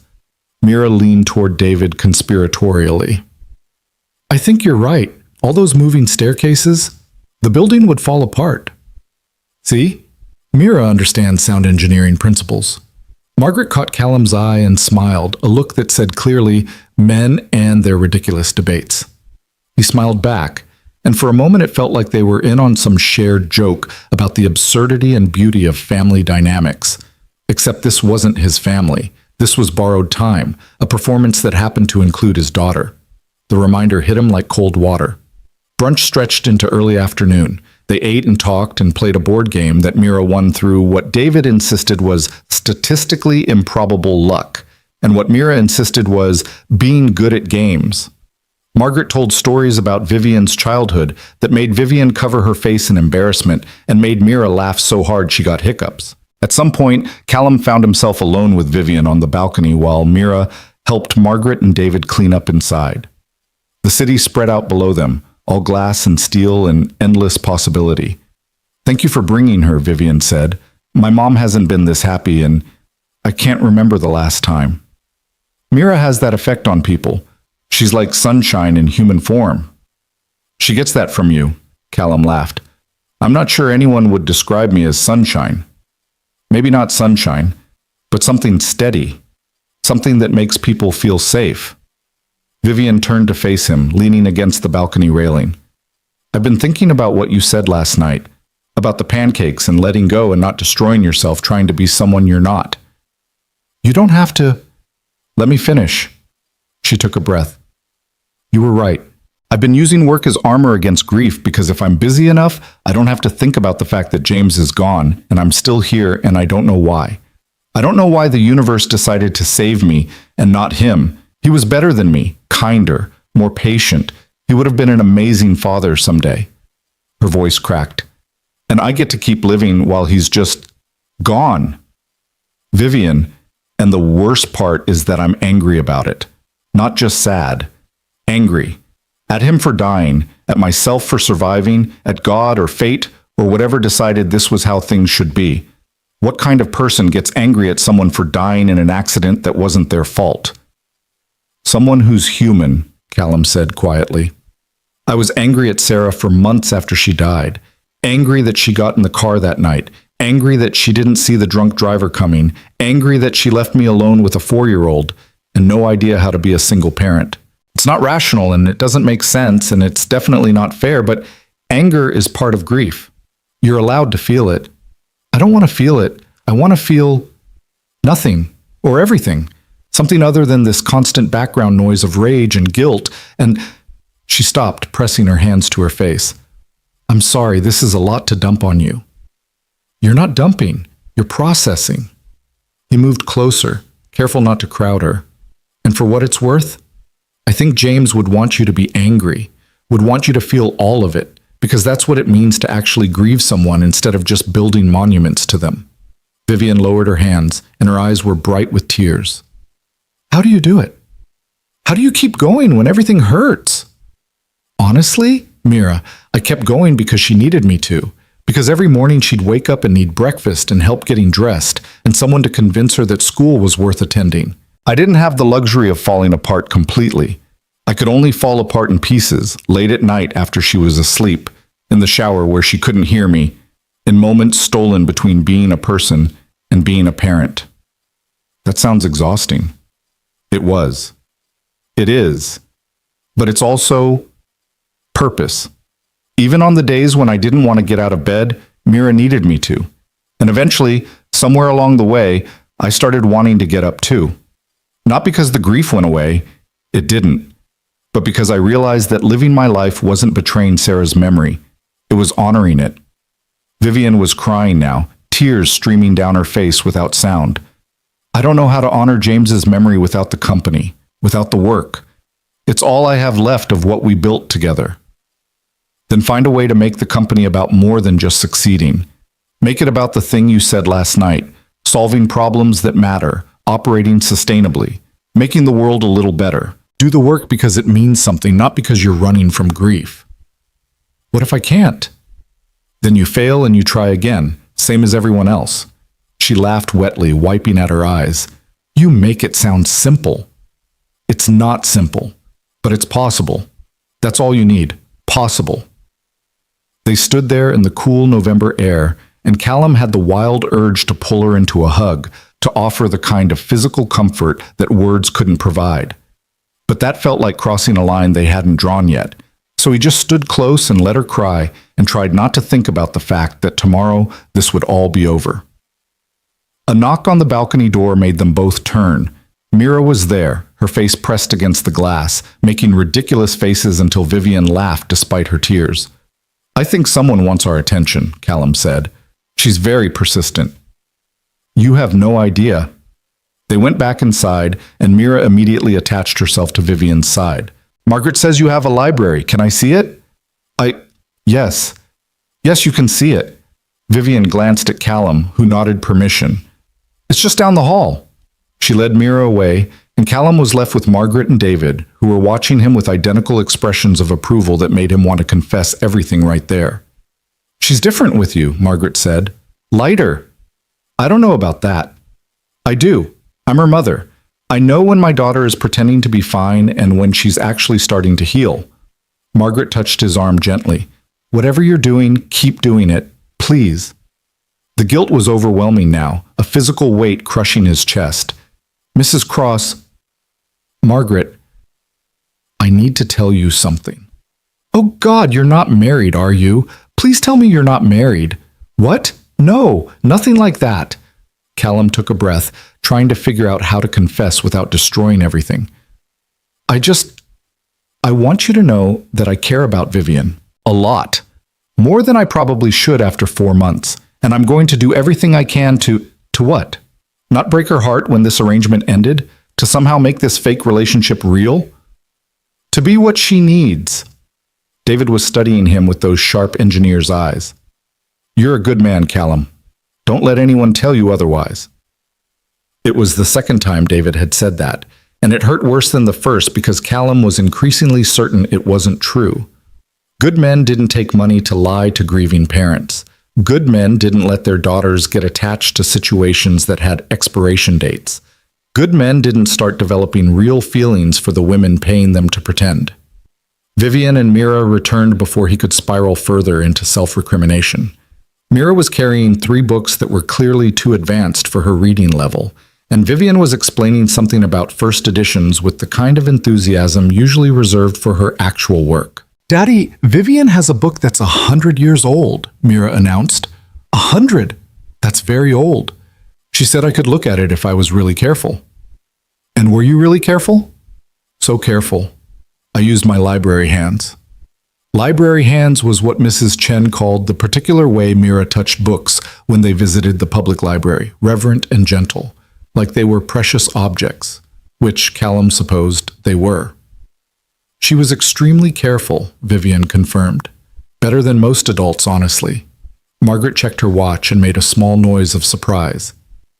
It's already 3 o'clock. Where did the day go? Story of my life, David said. Time moves faster the older you get. Pretty soon it'll be dinner time, and then bedtime, and then we'll blink, and it'll be Sunday. Sunday. The word hung in the air like a threat. Mira yawned, which she tried to hide behind her hand, but failed. She'd been up since early morning and running on pure excitement for hours. The crash was inevitable. Someone's getting sleepy, Callum observed. I'm not sleepy, Mira insisted, yawning again immediately. I'm just resting my eyes. That's what I always say, David told her seriously. Right before I fall asleep in my chair and your grandmother has to wake me up for dinner. David doesn't rest his eyes. He snores loud enough to wake the neighbors. I do not snore. You absolutely snore. Like a freight train. Mira giggled, and Callum could see her fighting to keep her eyes open. He should probably take her home, let her nap in her own bed. But the thought of leaving this apartment, leaving Vivian, felt wrong in a way he couldn't articulate.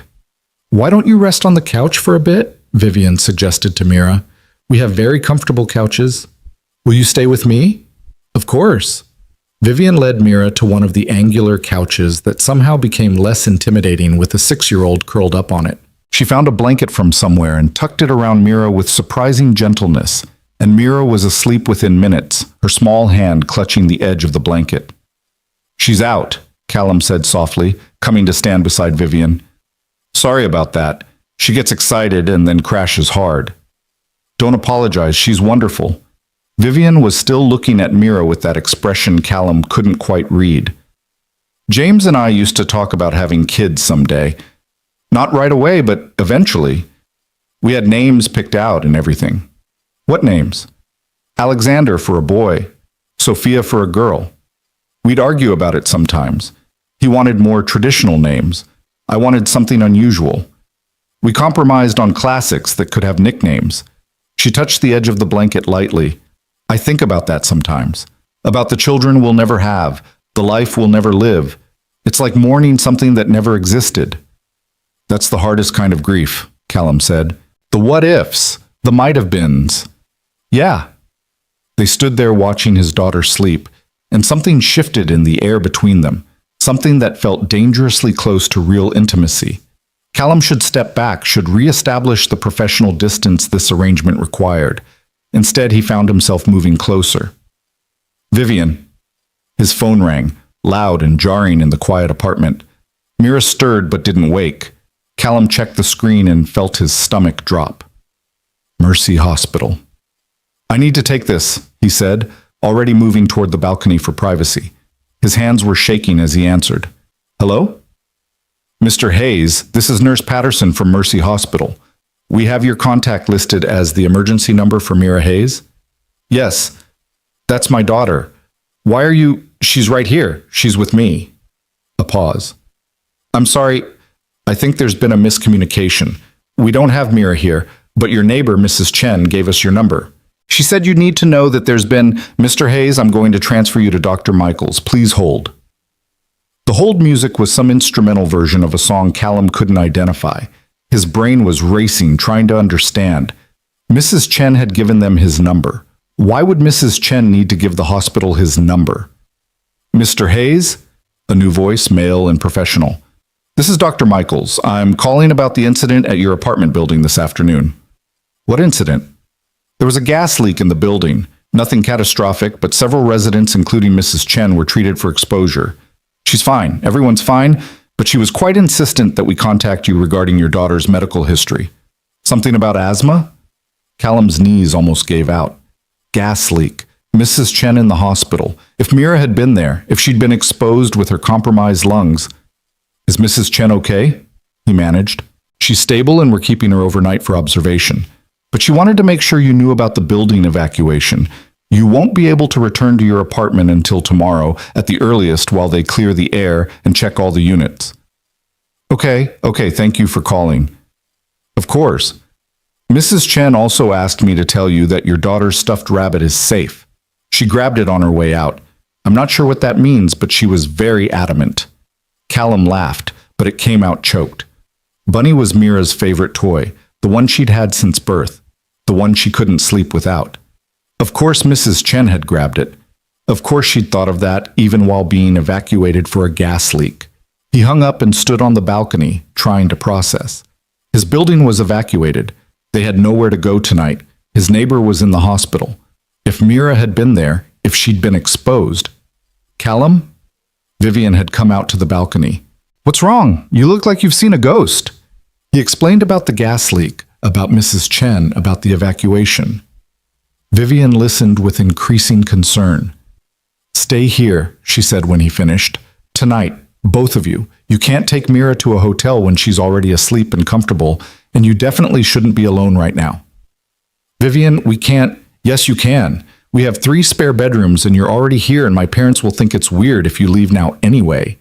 She was using her CEO voice, the one that didn't accept arguments. Stay, please.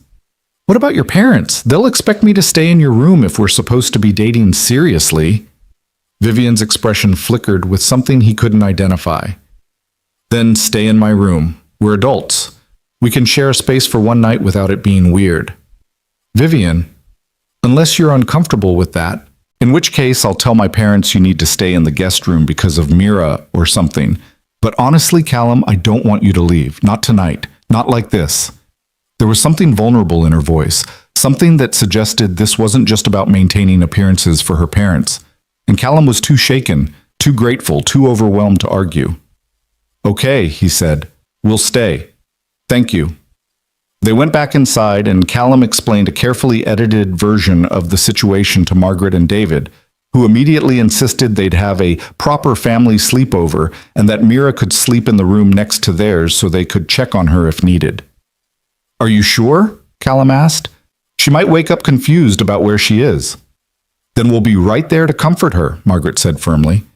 And honestly, it'll make me happy to have a little one close by. I miss that. David was already planning logistics, where everyone would sleep, what they'd need, whether they should order dinner in again or venture out somewhere. He had that particular energy of someone who thrived on solving practical problems, and Callum felt a wave of affection for this man he'd known less than 24 hours.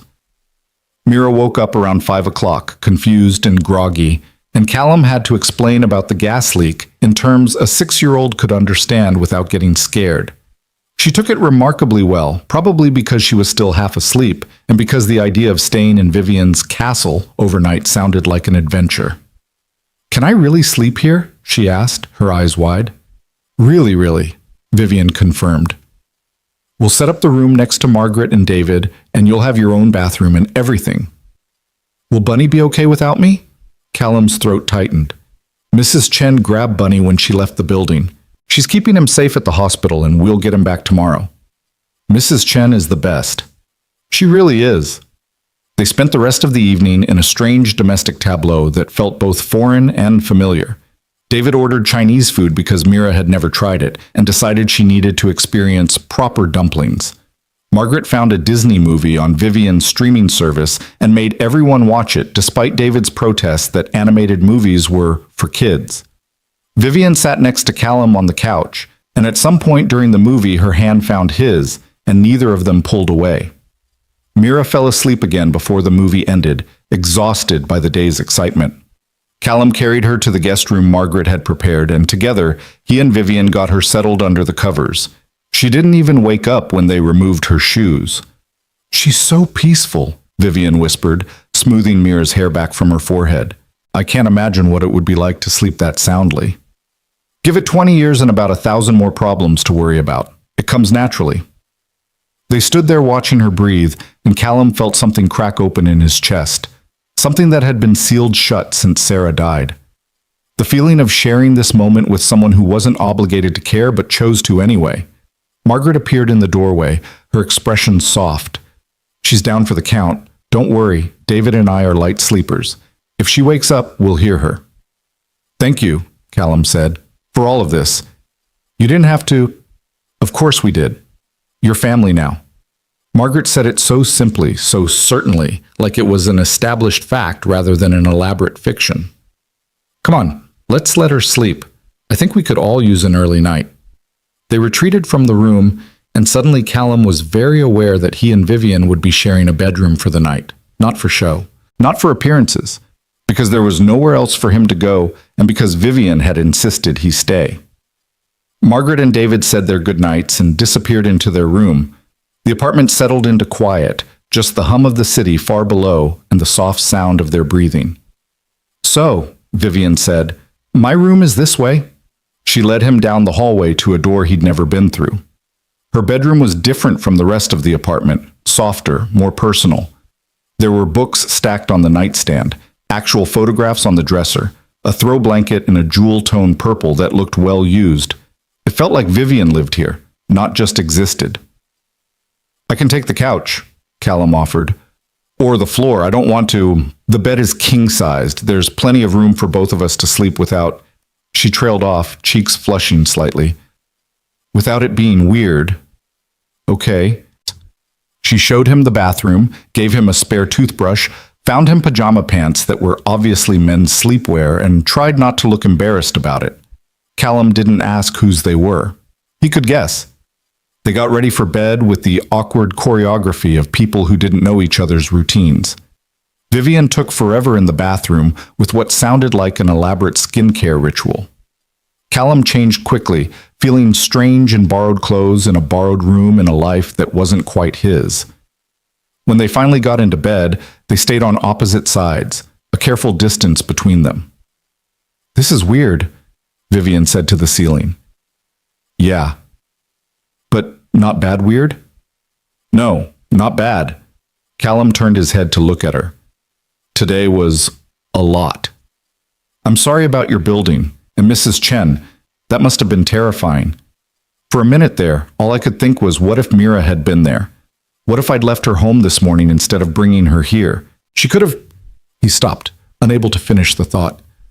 "But she wasn't. She was here, safe, eating pancakes and debating Dragon Combat with my father." Vivian rolled onto her side to face him. "Sometimes the universe looks out for us, even when we don't expect it to." "Is that what you think happened today? The universe looking out for us?" "Maybe. Or maybe it was just incredibly lucky timing. Does it matter?" "I guess not." They were quiet for a moment, and then Vivian said, "Can I tell you something?" "Of course. I haven't had anyone sleep in this bed with me since James died. I couldn't. It felt like betraying his memory or admitting he was really gone or something. But right now, with you here, it doesn't feel like betrayal. It feels like maybe I'm finally ready to stop living in the past." Callum's heart was hammering. "Vivian, I know this is supposed to end tomorrow. I know that was the deal, but I'm starting to think—" She stopped, closed her eyes. "Never mind. Forget I said anything." "What? What were you going to say?" "Nothing. It's late. We should sleep." But Callum couldn't let it go. Not when she'd opened that door and given him a glimpse of something real. "I don't want this to end tomorrow," he said, the words tumbling out before he could stop them. "I know that was the agreement.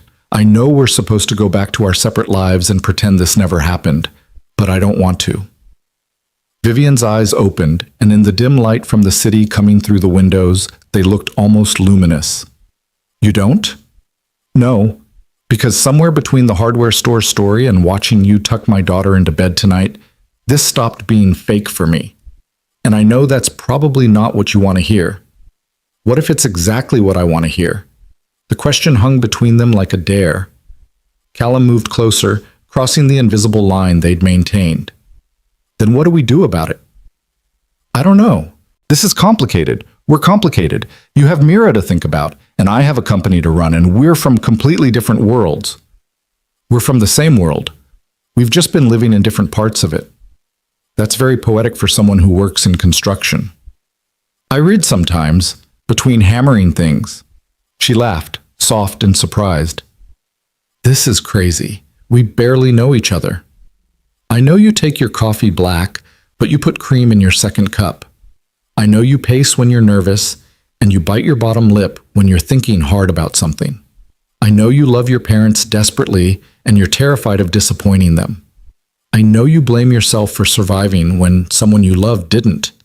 He reached out slowly, giving her time to pull away, and touched her face gently.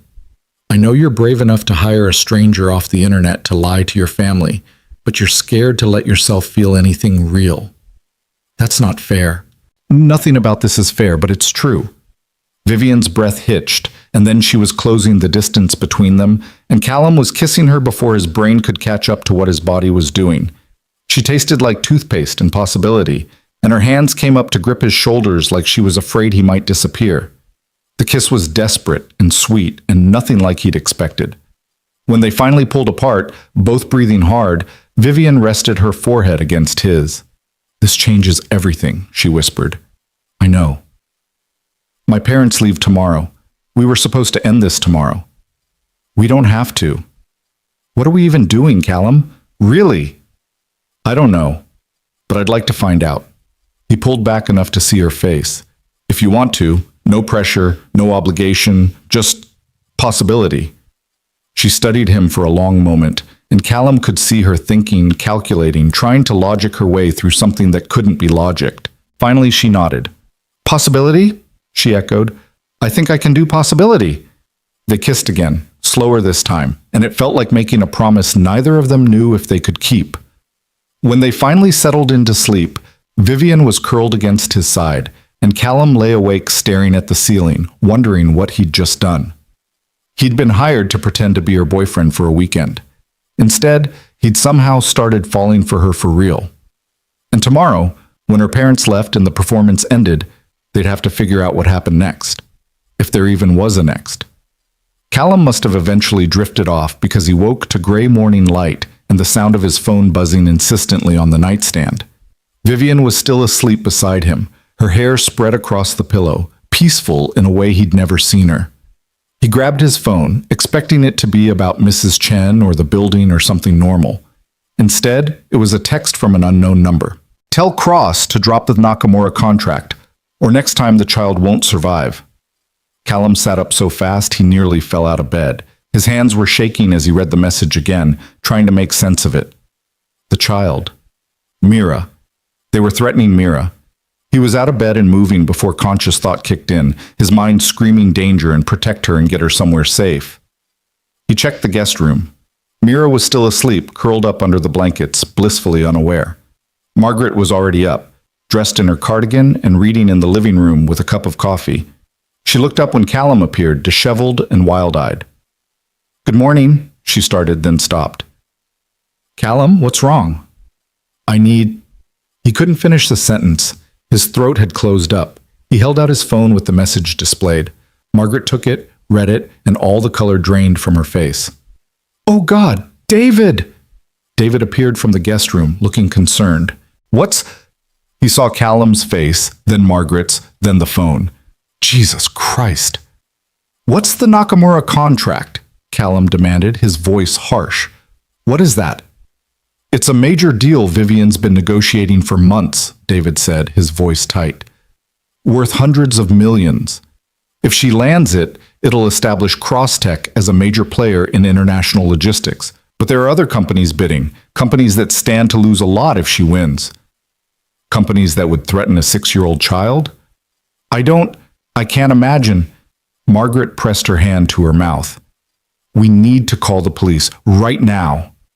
Vivian emerged from her bedroom, looking sleepy and soft, and then she saw their faces and went very still. What happened? Callum showed her the message, watched as she read it, watched as understanding and horror and rage flashed across her face in rapid succession. They threatened Mira, she said, and her voice was ice. They threatened your daughter. Who? Who's threatening anyone? I have an idea. Vivian was already moving, grabbing her phone from where it had been charging.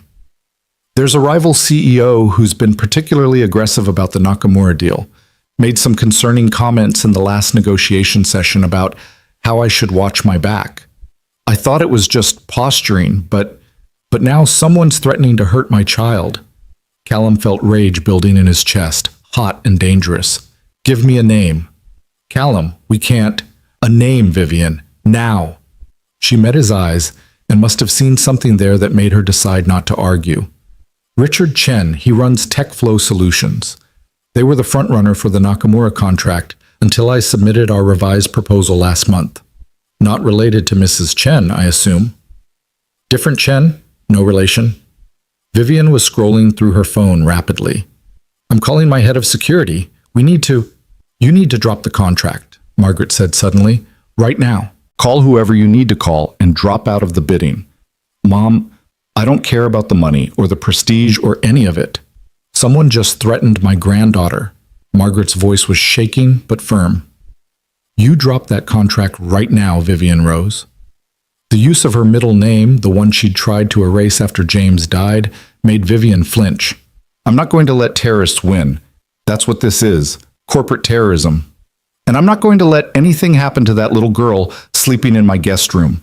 Margaret was crying now, angry tears streaming down her face. You can make more deals. You can build another company. You can't replace a child's life. David had his arm around his wife, but he was looking at Vivian with a mixture of pain and understanding. Your mother's right, Viv. Whatever this deal is worth, it's not worth Mira's safety, or yours. Mine? You think they'll stop with threats? David's voice was gentle but firm. If they're willing to go after a 6-year-old, they're willing to go after you. Drop the contract. It's not worth it. Vivian looked between her parents, then at Callum. What do you want me to do? It was such a simple question, but it felt like it carried the weight of everything. The fake relationship that had become real, the life she'd built that was being threatened, the choice between business success and human safety. I want you to do whatever keeps my daughter safe, Callum said. I don't care about your company or your contracts or your rivalry with this Chen asshole. I care about Mira waking up this morning without knowing that someone wants to hurt her. Okay, Vivian nodded. Decision made. Okay, I'll handle it. How? I'm going to meet with Richard Chen today. Get this on record, get him to admit what he did, and end this. Absolutely not, Callum said. You're not meeting with someone who just threatened violence. It's the only way to protect Mira. If I drop the contract without confronting him, he'll think intimidation works. He'll do it again to someone else, and next time it might not be just a threat. Vivian's jaw was set with determination. I'm going to meet with him in a public place.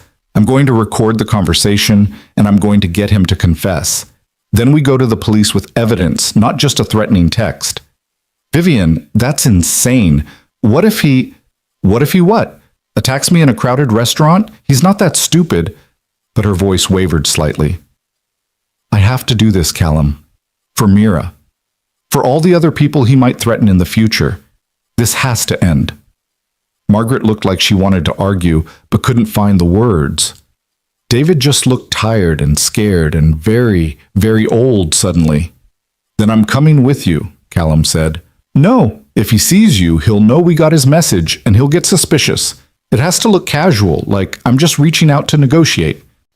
Vivian was already typing something on her phone. I'm texting him now, suggesting we meet for coffee this afternoon to discuss the contract terms.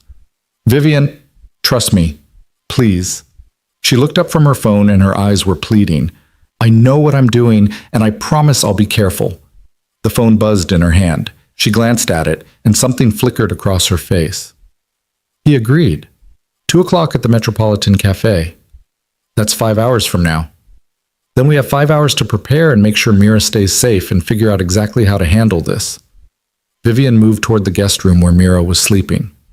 First priority is keeping her comfortable and unaware. She doesn't need to know about any of this. Agreed. They spent the morning in a state of controlled panic. Vivian called her head of security, who arrived within 30 minutes, a severe woman named Torres, who'd apparently worked for the Secret Service before going private. She did a sweep of the apartment, checked all the security systems, and positioned herself near the entrance with the kind of alert calm that suggested she'd done this many times before. Mira woke up around 9, confused about where she was until she remembered the sleepover. She was delighted to find Margaret making pancakes, real ones this time, from a mix, but still homemade, and completely oblivious to the tension thrumming through every adult in the room. Callum held his daughter and tried not to think about the threat, about someone wanting to hurt her to get to Vivian, about the fact that he'd brought her into this situation by taking money for a fake relationship that had spiraled completely out of control. Daddy, you're squeezing too hard, Mira protested, wiggling. Sorry, baby, just really happy to see you. You saw me last night. I know, still happy. Vivian was on her phone constantly, coordinating with Torres and someone from her legal team, and apparently also the police, though she was keeping her voice low so Mira wouldn't overhear. David and Margaret were doing their best to keep Mira entertained and distracted, but their smiles were strained. At 1:30, Vivian disappeared into her room to get ready. She emerged 20 minutes later looking every inch the powerful CEO, hair perfect, makeup flawless, wearing a suit that probably cost more than Callum's monthly salary had been when he still had a regular job. How do I look? She asked. Like someone who could negotiate world peace, Callum said. Or start a war. Let's hope it doesn't come to that. She checked her watch. Torres is coming with me. She'll be at a nearby table recording everything. If anything goes wrong, nothing's going to go wrong. If anything goes wrong, she continued firmly, she knows to intervene immediately. And the police are aware of the situation. They'll be monitoring from a distance. This is too dangerous. It's necessary. Vivian came to stand in front of him, and her hand found his. I'm going to end this, Callum. I'm going to make sure Mira is safe. I promise. Don't make promises you can't keep. Then I'll keep this one. She squeezed his hand, then turned to where Mira was coloring at the dining table. Hey, Mira, can I tell you something? Mira looked up. Okay. Your dad is one of the bravest people I've ever met, and you're pretty brave too. So if anyone ever tells you that you can't do something because you're scared, you remember that being scared and doing it anyway is what brave means, okay? Mira nodded seriously. Okay. Are you going somewhere? Just a work meeting. I'll be back before you know it. Will you bring back a cookie? Vivian laughed, and it sounded only slightly broken. I'll bring back 2 cookies, one for you and one for your dad. She left with Torres, and the apartment felt immediately emptier, colder. Callum checked his phone obsessively. 2 o'clock came and went, then 2:15, then 2:30. No updates, no messages. Margaret tried to distract him with conversation. David suggested they play a board game. Mira asked if they could watch another movie. Callum agreed to all of it while his mind spun in endless worst-case scenarios. 3 o'clock. Still nothing. 3:30. At 3:45, his phone rang. Unknown number. This is Mercy Hospital, Mr. Hayes. Vivian Cross has been admitted after a fall from a balcony. She's asking for you. The world tilted sideways. Callum's hands went numb. The phone nearly slipped from his grip as the words repeated in his head like a broken record. Fall from a balcony. Admitted. Asking for you. Which hospital? His voice came out strangled, barely recognizable as his own. Mercy Hospital, surgical wing. She's in emergency surgery now, but she was conscious when she arrived and specifically requested we contact you. I'm on my way. He hung up and turned to find Margaret, David, and Mira all staring at him. Margaret's hand was pressed to her mouth, her face ashen. David had gone very still, that particular stillness that comes before catastrophe. What happened? David's voice was carefully controlled, the tone of someone preparing for the worst. Vivian fell from a balcony. She's in surgery. The words felt surreal even as he spoke them. I need to go to the hospital, now. Oh God, oh God. Margaret was crying, her hands shaking. How did she... What balcony? The cafe was ground level. There's no... I don't know. I don't know anything except she's asking for me and I need to be there.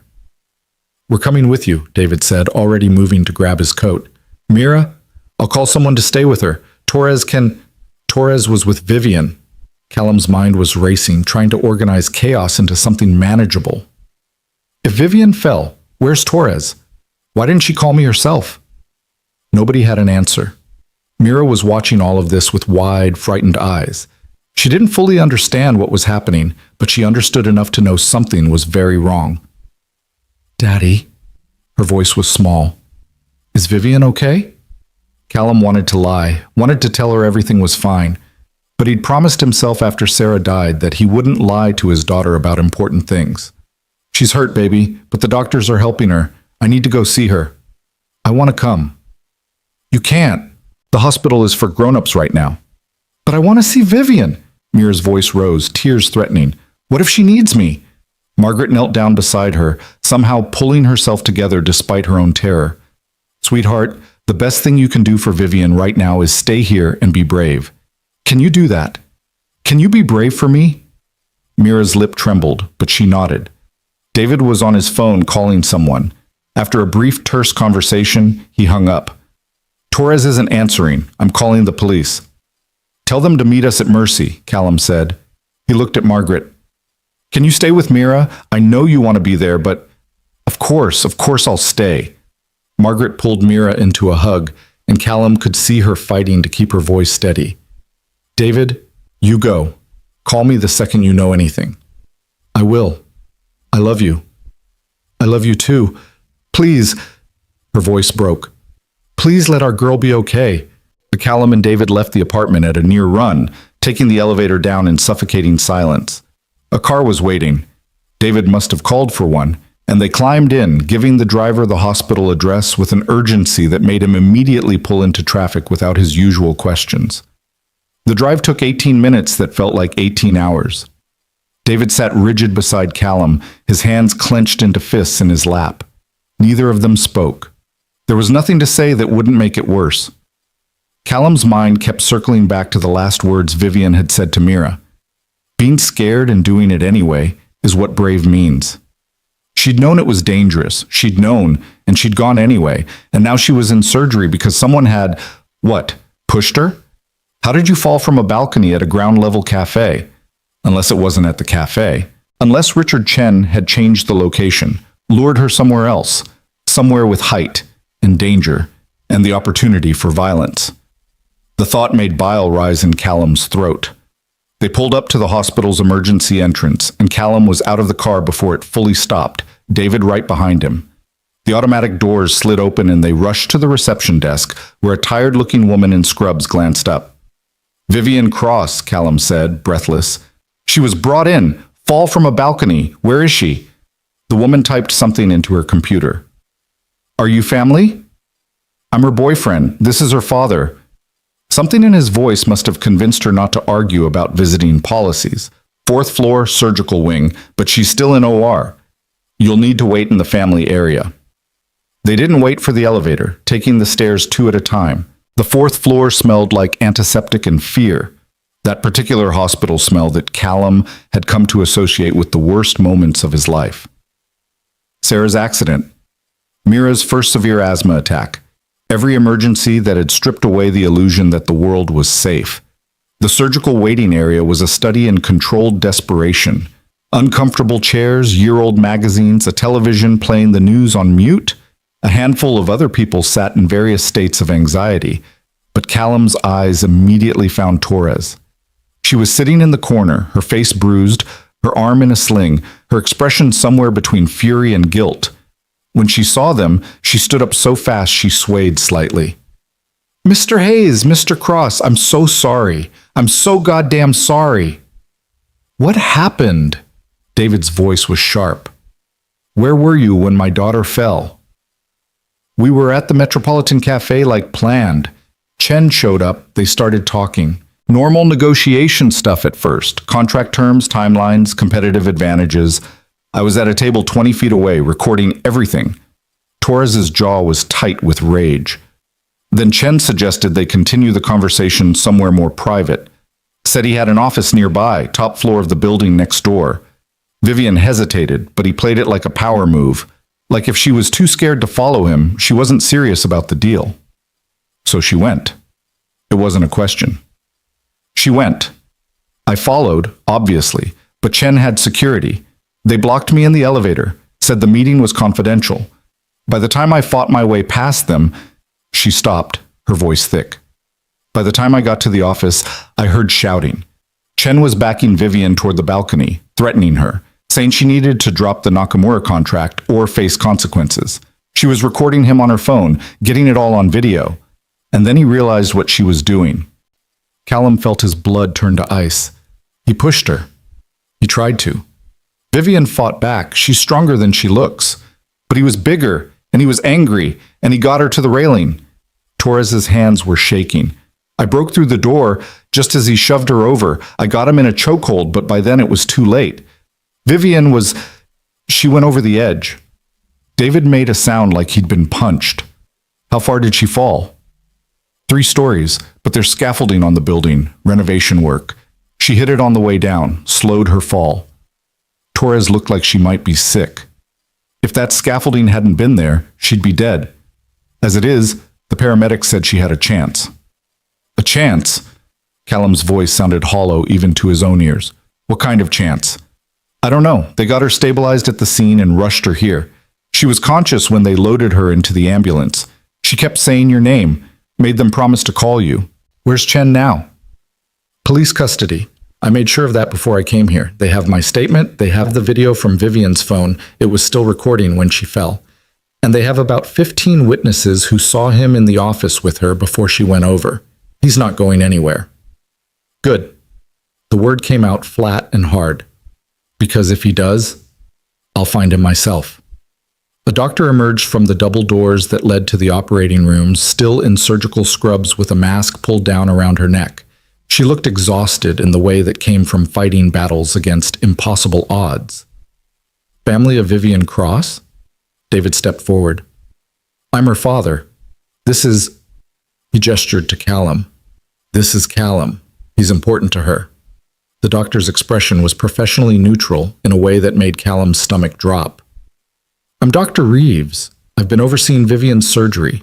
She sustained significant injuries from the fall, multiple fractures including her left femur, tibia, and several ribs. One of the ribs punctured her lung, which caused internal bleeding.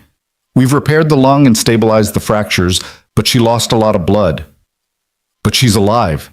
David's voice was desperate. She's going to be okay. She's alive. Whether she'll be okay is a question that'll take time to answer. The next 72 hours are critical. We're watching for complications, infection, blood clots, internal bleeding we might have missed. Her vitals are stable for now, but she's in intensive care and will be heavily sedated while her body begins to heal. Can we see her? Callum asked. Dr. Reeves hesitated. Immediate family only for the first 24 hours. I'm sorry, but he's family. David's voice left no room for argument. If my daughter was conscious enough to ask for him specifically, then he's family. He sees her. The doctor studied them both, then nodded slowly. 10 minutes. She won't be conscious, but sometimes hearing familiar voices helps. Follow me. She led them through the double doors down a hallway that seemed to stretch forever, into the intensive care unit where machines beeped and hummed with the sound of people being kept alive by technology and stubbornness. Vivian's room was at the end, glass-walled so the nurses could monitor constantly. Nothing could have prepared Callum for seeing her like this. She looked impossibly small in the hospital bed, diminished by tubes and wires and machines. Her face was bruised, her left arm in a cast, her chest rising and falling with mechanical assistance. The steady beep of the heart monitor was the only reassurance that she was still alive, still fighting. David made a sound like a wounded animal and moved to her bedside, taking her uninjured hand in both of his. Viv, sweetheart, I'm here. Dad's here. She didn't respond, couldn't respond. The machines breathed for her while her body tried to remember how to exist. Callum stood frozen in the doorway, unable to move closer, unable to process the fact that 48 hours ago he'd answered a Craigslist ad for money, and now the woman who'd hired him was fighting for her life because she'd tried to protect his daughter. This is my fault, he said, and his voice sounded strange and distant. She did this because of the threat to Mira, because of me. No. David didn't look away from his daughter, but his voice was firm. This is Richard Chen's fault. He made the threat. He pushed her. You didn't do this. I brought Mira into this situation. If I hadn't agreed to this whole fake relationship thing, if I just said no when Vivian offered me money, then my daughter would have hired someone else, and she'd be just as alone in that hospital bed, except she wouldn't have you. David finally looked up, and his eyes were red-rimmed but steady. You made her happy, Callum. For the first time since James died, she was actually happy. I saw it. Margaret saw it. Don't you dare take that away from her by drowning in guilt. She's unconscious. She can't hear you. She can hear. David turned back to Vivian, and when he spoke again, his voice was softer. She's always been a fighter. Even when she was little, stubborn as hell, never gave up on anything. She's not giving up now. Callum forced himself to move closer, to stand on the opposite side of the bed from David. Up close, he could see the cuts and bruises that marked Vivian's fall, could see the way her chest struggled against the tubes, could see everything that was broken and trying to heal. I don't know if you can hear me, he said quietly, feeling foolish but needing to say it anyway. But you need to wake up. Mira's asking about you. She wants to know if you're okay, and I don't know what to tell her because I don't know if you're going to be okay. And your mom is back at the apartment trying to be brave, but she's terrified. And your dad is here trying not to fall apart. And his voice cracked.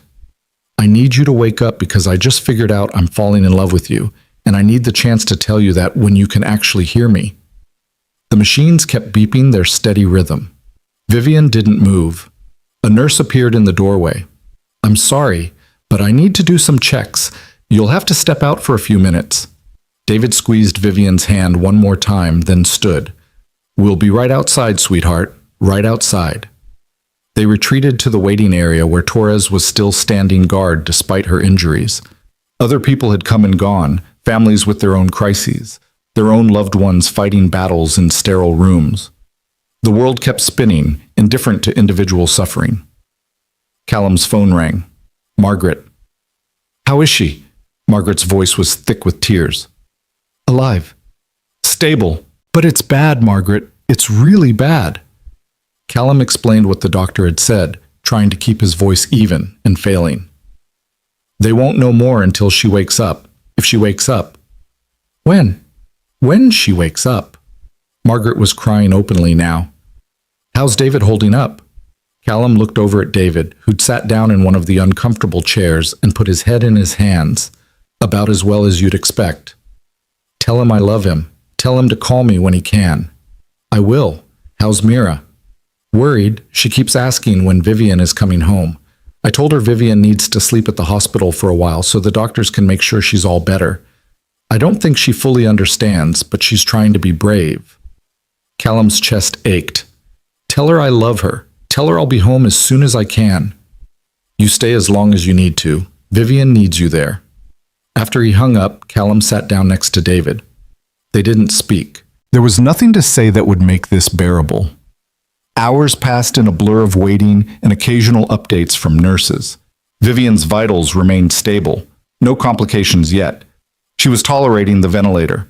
The words were medical and precise and told them nothing about whether the person they loved was still in there, fighting to come back.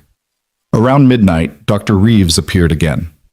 We're going to try reducing her sedation in the morning, see if she can breathe on her own.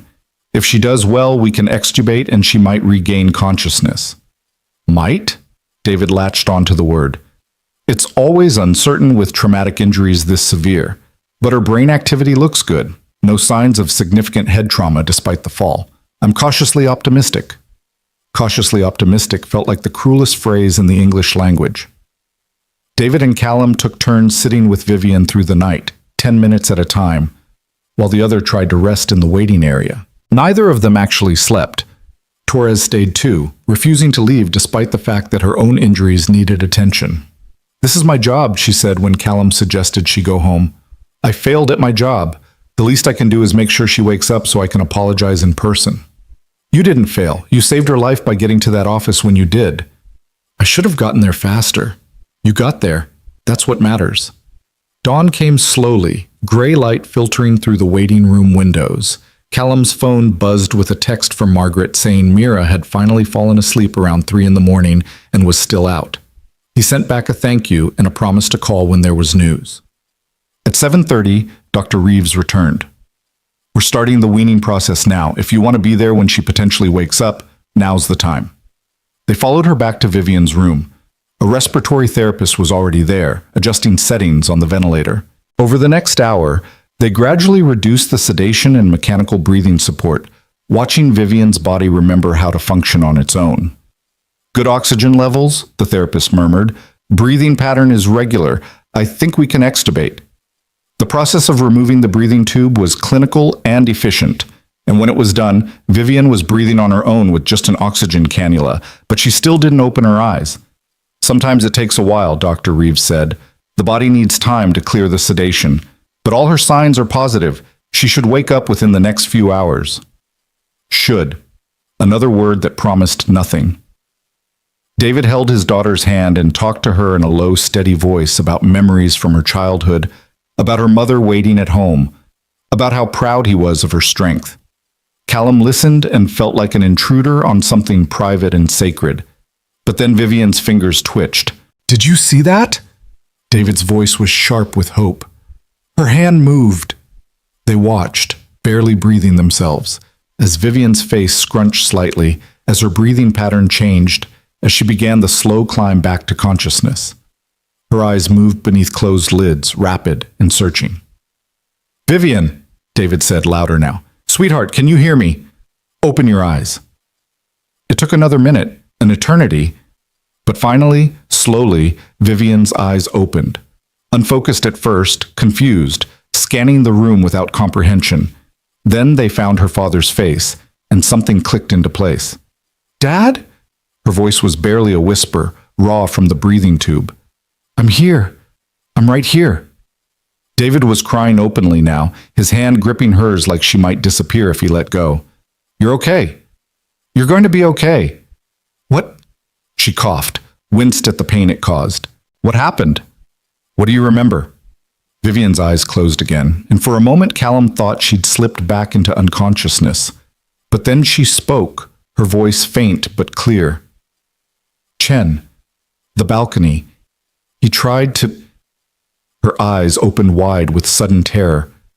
"Mira? Is Mira safe?" "She's safe," Callum said, moving closer so she could see him. "She's at your apartment with your mom. She's completely safe." Vivian's eyes found him, and something in her expression shifted, relief mixed with something deeper. "You're here." "Of course I'm here. Where else would I be?"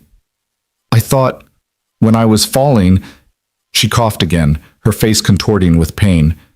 "Thought I wouldn't get to tell you." "Don't. Save your strength. We can talk later." "No, need to—" She was fighting to stay conscious, fighting against pain and exhaustion and medication. "Need to tell you that this weekend wasn't fake for me. Hasn't been fake since Friday night when you told me about the pancakes. I was falling for you before I fell off that balcony." Callum felt his throat close up. "Vivian, let me finish. Don't know if I'll have the courage to say it again." She managed a weak smile. "I love you. I know that's crazy. I know it's too fast and we barely know each other and I'm a mess and you have Mira to think about.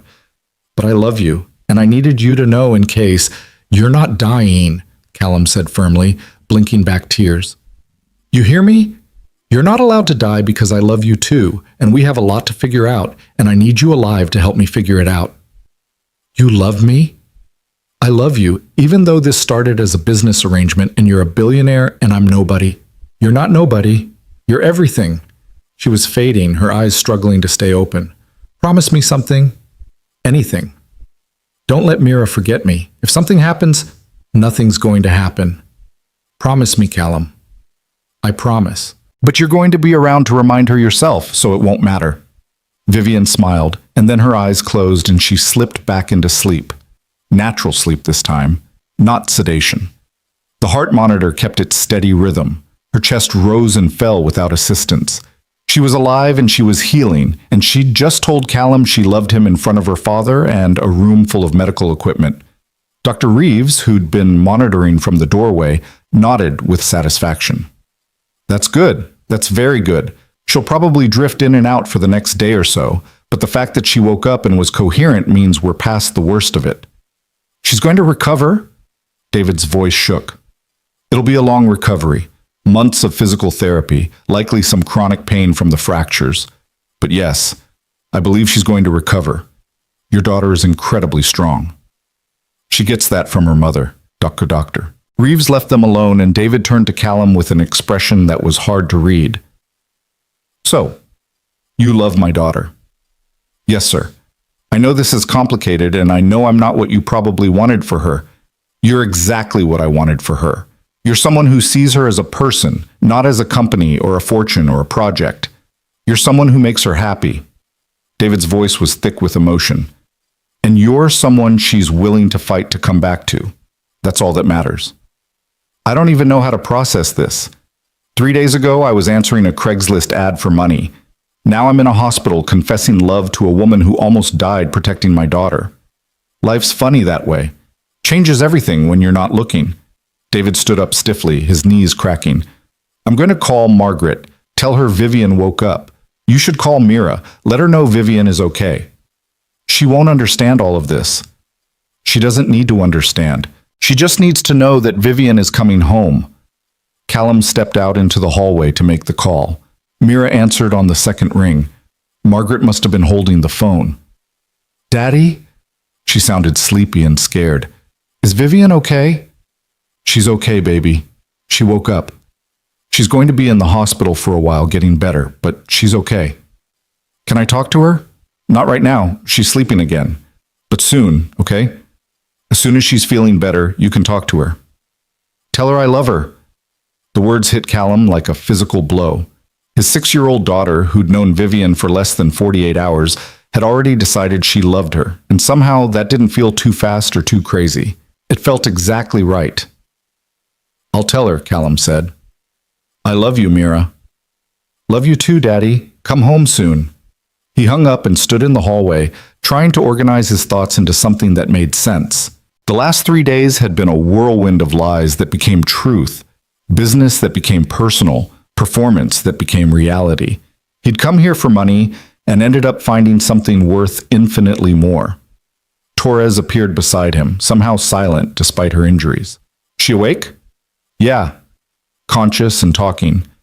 Told her father and me she loves me in front of God and medical staff." That's very Vivian, no sense of appropriate timing. But Torres was smiling slightly. "I'm glad she's okay, and I'm sorry, Hayes, for all of this. If I'd been faster..." "You did your job. You kept her alive. That's all that matters. I should have kept her from falling in the first place. Then you would have been 2 women against 1 man willing to commit violence. You did what you could, and it was enough." Callum met her eyes. "Thank you. For being there. For fighting for her." Torres nodded once, accepting the gratitude. "What happens now?" "I don't know. I guess we wait for her to get better. Figure out what comes next." "And the arrangement? The whole fake boyfriend thing?" "Wasn't fake. Maybe it started that way, but it hasn't been fake since..." "Since when?" "Since Friday night when she'd cried on the balcony? Since Saturday morning with Mira and pancakes? Since the moment he'd first seen her pacing in her penthouse, terrified and human beneath all that polish? Since the beginning, probably. I just didn't realize it. Love's like that sometimes. Sneaks up on you when you're looking the other way." They stood in companionable silence for a moment, and then Torres's phone buzzed. She glanced at it, and her expression hardened. "Police want my statement about Chen. I need to go to the station." "Tell them he needs to rot in prison for a very long time." "Oh, don't worry. Between the attempted murder charge and the threatening a minor charge, he won't see daylight for decades." Torres headed toward the elevator, then paused. "Hayes? Take care of her. Vivian, I mean. She deserves someone who'll take care of her." "I will. I promise." After Torres left, Callum returned to Vivian's room. David had fallen asleep in the chair beside the bed, exhausted from hours of vigil. Vivian was still sleeping, peaceful now, the lines of pain smoothed from her face. Callum sat in the other chair and watched her breathe, watched the monitors confirm her continued existence, and let himself feel the full weight of everything that had happened. She'd almost died. His daughter had been threatened. A man was in custody for attempted murder, and somehow, impossibly, in the middle of all that chaos and terror, he'd fallen in love. The sun rose higher outside the window, filling the room with golden light. People moved through the hallways, nurses and doctors and other families with their own crises and joys. Life continued its relentless forward march. Vivian stirred around noon, her eyes opening more easily this time. She looked around, oriented herself, then found Callum sitting beside her bed. "Still here," she murmured. "Where else would I be? Thought maybe I dreamed the part where we confessed our feelings. Not a dream. Very real. Very public. Your father heard everything." "Good. Saves me from having to explain later." She winced as she tried to shift position. "Everything hurts. You fell 3 stories. Everything's supposed to hurt. Did they get Chen?" "Police have him. Torres made sure of it, and apparently your phone was still recording when you went over the balcony. They have everything on video, the threats, the assault, all of it." "Good." Vivian's jaw was set with satisfaction despite her obvious pain. "Mira's safe?"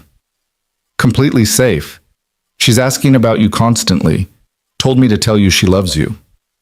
Something in Vivian's expression crumbled. "She barely knows me." Apparently that doesn't matter to 6-year-olds, or to 32-year-old construction workers, for that matter. We really are doing this, aren't we? This relationship that started as a business transaction and became real somewhere along the way. Seems like it. Unless you want to back out now that you're thinking clearly. I'm on heavy pain medication. This is probably the least clearly I've thought in years.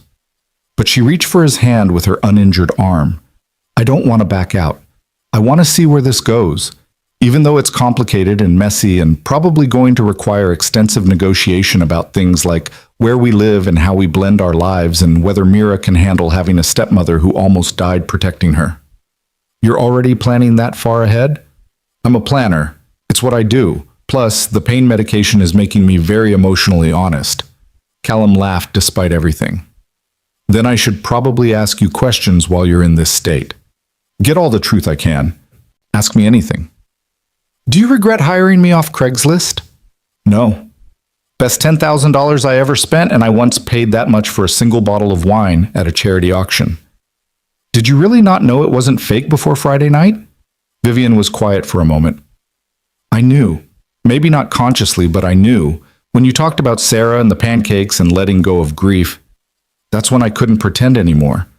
That's when I realized I'd hired you to play a role and you'd somehow become real instead. And you're really okay with all of this? With me and Mira and the fact that we come as a package deal? I love Mira. I know I barely know her, but I love her. She's funny and smart, and she looks at the world like it's full of possibility instead of problems. And you, Vivian squeezed his hand. You remind me that life is supposed to be lived, not just survived. You make me want to be better, not more successful, better. That might be the pain medication talking. It's not. It's me finally being honest about what I want. She yawned, fighting against exhaustion. I want you. I want a life that includes more than board meetings and quarterly earnings. I want Sunday breakfasts and bedtime stories and someone to come home to who cares about me as a person instead of as a company valuation. I can do that. I want to do that. Good. Because I'm going to be in this hospital for at least a week, and then I'll need physical therapy and probably someone to help me navigate stairs and remember to take my medication. Fair warning. I'm not going anywhere. Promise? I promise. Vivian's eyes were closing again, her body demanding rest. Love you, she mumbled. Even though that's terrifying and irrational and definitely too fast. Love you too. And it's not too fast, it's exactly the right speed for a relationship that started with a Craigslist ad and ended with attempted murder. She laughed softly, already half asleep. We're going to have the weirdest how we met story. Yeah, we really are. Callum sat with her as she drifted back into healing sleep, and David woke up and they took turns keeping watch, and the day passed in the particular timelessness of hospitals where minutes stretched and hours disappeared. Margaret arrived in the evening with Mira, who'd insisted she needed to see Vivian with her own eyes to believe she was okay. Dr. Reeves bent the rules about children in the ICU, probably because David asked nicely, or possibly because even doctors recognized that some things mattered more than regulations. Mira approached the hospital bed with her characteristic seriousness, taking in the casts and bruises and machines with wide eyes. Vivian, she said softly. Are you awake? Vivian's eyes opened, and when she saw Mira, her whole face lit up despite the pain. Hi, sweetheart. I'm awake. Daddy said you fell. That sounds scary. It was scary. But I'm okay now. The doctors fixed me up. Did it hurt? Yes, quite a lot. But it's getting better every day. Mira considered this, then very carefully climbed up onto the chair beside the bed so she could see Vivian better. I made you a drawing. Want to see it? I would love to see it. Mira produced a folded piece of paper from her pocket and unfolded it with great ceremony. The drawing showed 3 stick figures, one tall with dark hair labeled Vivian, one medium with lighter hair labeled Daddy, and one small with a rainbow shirt labeled Me. They were all holding hands, and above them was a massive rainbow and several stars. That's us, Mira explained. We're a family. Because Margaret said families take care of each other, and we're taking care of you, so that means we're a family. Right? Vivian was crying, tears streaming down her face as she looked at the drawing. Right. That's exactly right. We're a family. Don't cry. You're supposed to be getting better. These are happy tears, baby. Sometimes people cry when they're happy. That's weird. Yeah, it kind of is. Mira reached out and very gently touched Vivian's hand, careful of the IV line. I love you, Vivian, even though I just met you. Is that okay? That's more than okay. That's perfect. Vivian looked over at Callum, her eyes bright with tears and joy, and something that looked like hope. I love you too, Mira. So much. Callum watched his daughter and the woman he loved connect over a crayon drawing, and he felt something settle in his chest, something that had been broken and afraid for so long finally finding peace. This wasn't how he'd expected his life to go. But maybe the best things never were. Margaret was watching too, and when she caught Callum's eye, she mouthed, "Thank you," with such sincerity that he nearly started crying himself. David just smiled and nodded, the kind of approval that meant everything. They stayed until Mira started yawning, and then Callum carried his sleepy daughter out to the car, while Margaret and David said their goodnights to Vivian. In the elevator, Mira rested her head on his shoulder. "Daddy? Yeah, baby? Is Vivian going to live with us when she gets better?" "I don't know. We haven't talked about that yet. Would you want her to?" "Yes. I like her. And she needs someone to take care of her because she got hurt saving us. She didn't save us, Mira. She saved herself. But she did it because someone was mean about us. Margaret told me. She said Vivian was brave and protected our family." Mira yawned again. "So she's a hero, and heroes should live with the people they save. That's how stories work." Callum kissed the top of his daughter's head, breathing in the familiar scent of her strawberry shampoo. "You know what? You might be right about that. I'm always right. You tell me that all the time. I tell you you're smart. That's different from always being right." "Close enough?"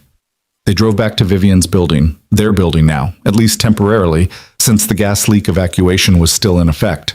Margaret had insisted they stay in the penthouse as long as they needed, and Callum was too tired to argue. Besides, it felt right somehow, staying in the space where this whole impossible story had started.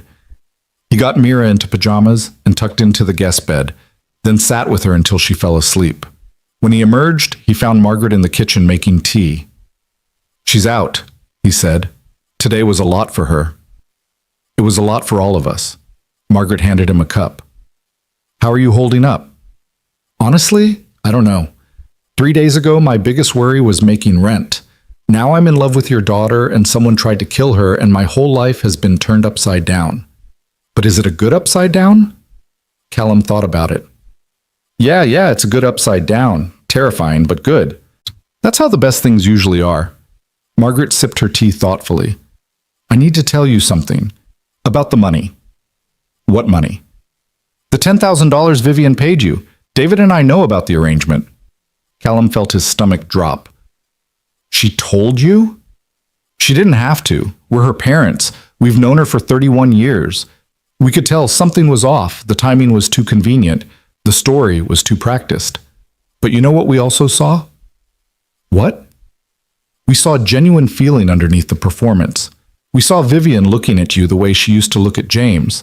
We saw you being kind to her not because you were paid to, but because you actually cared." Margaret set down her cup. "So yes, we knew it started as a business arrangement, and we didn't say anything because we wanted to see where it went naturally.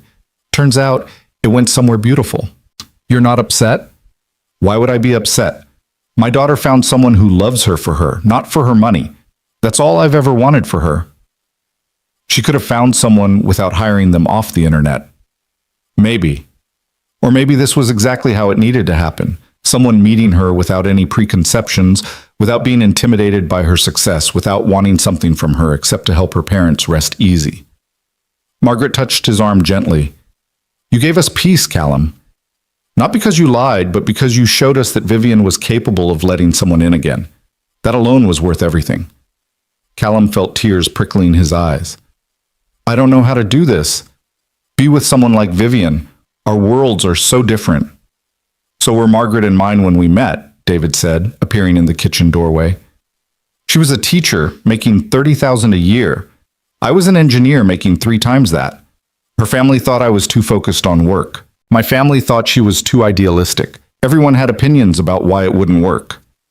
But you made it work anyway. Because we loved each other more than we cared about what other people thought. That's the secret. Not compatibility or shared interests or being from the same world. It's choosing each other every day, even when it's hard." David joined them at the counter.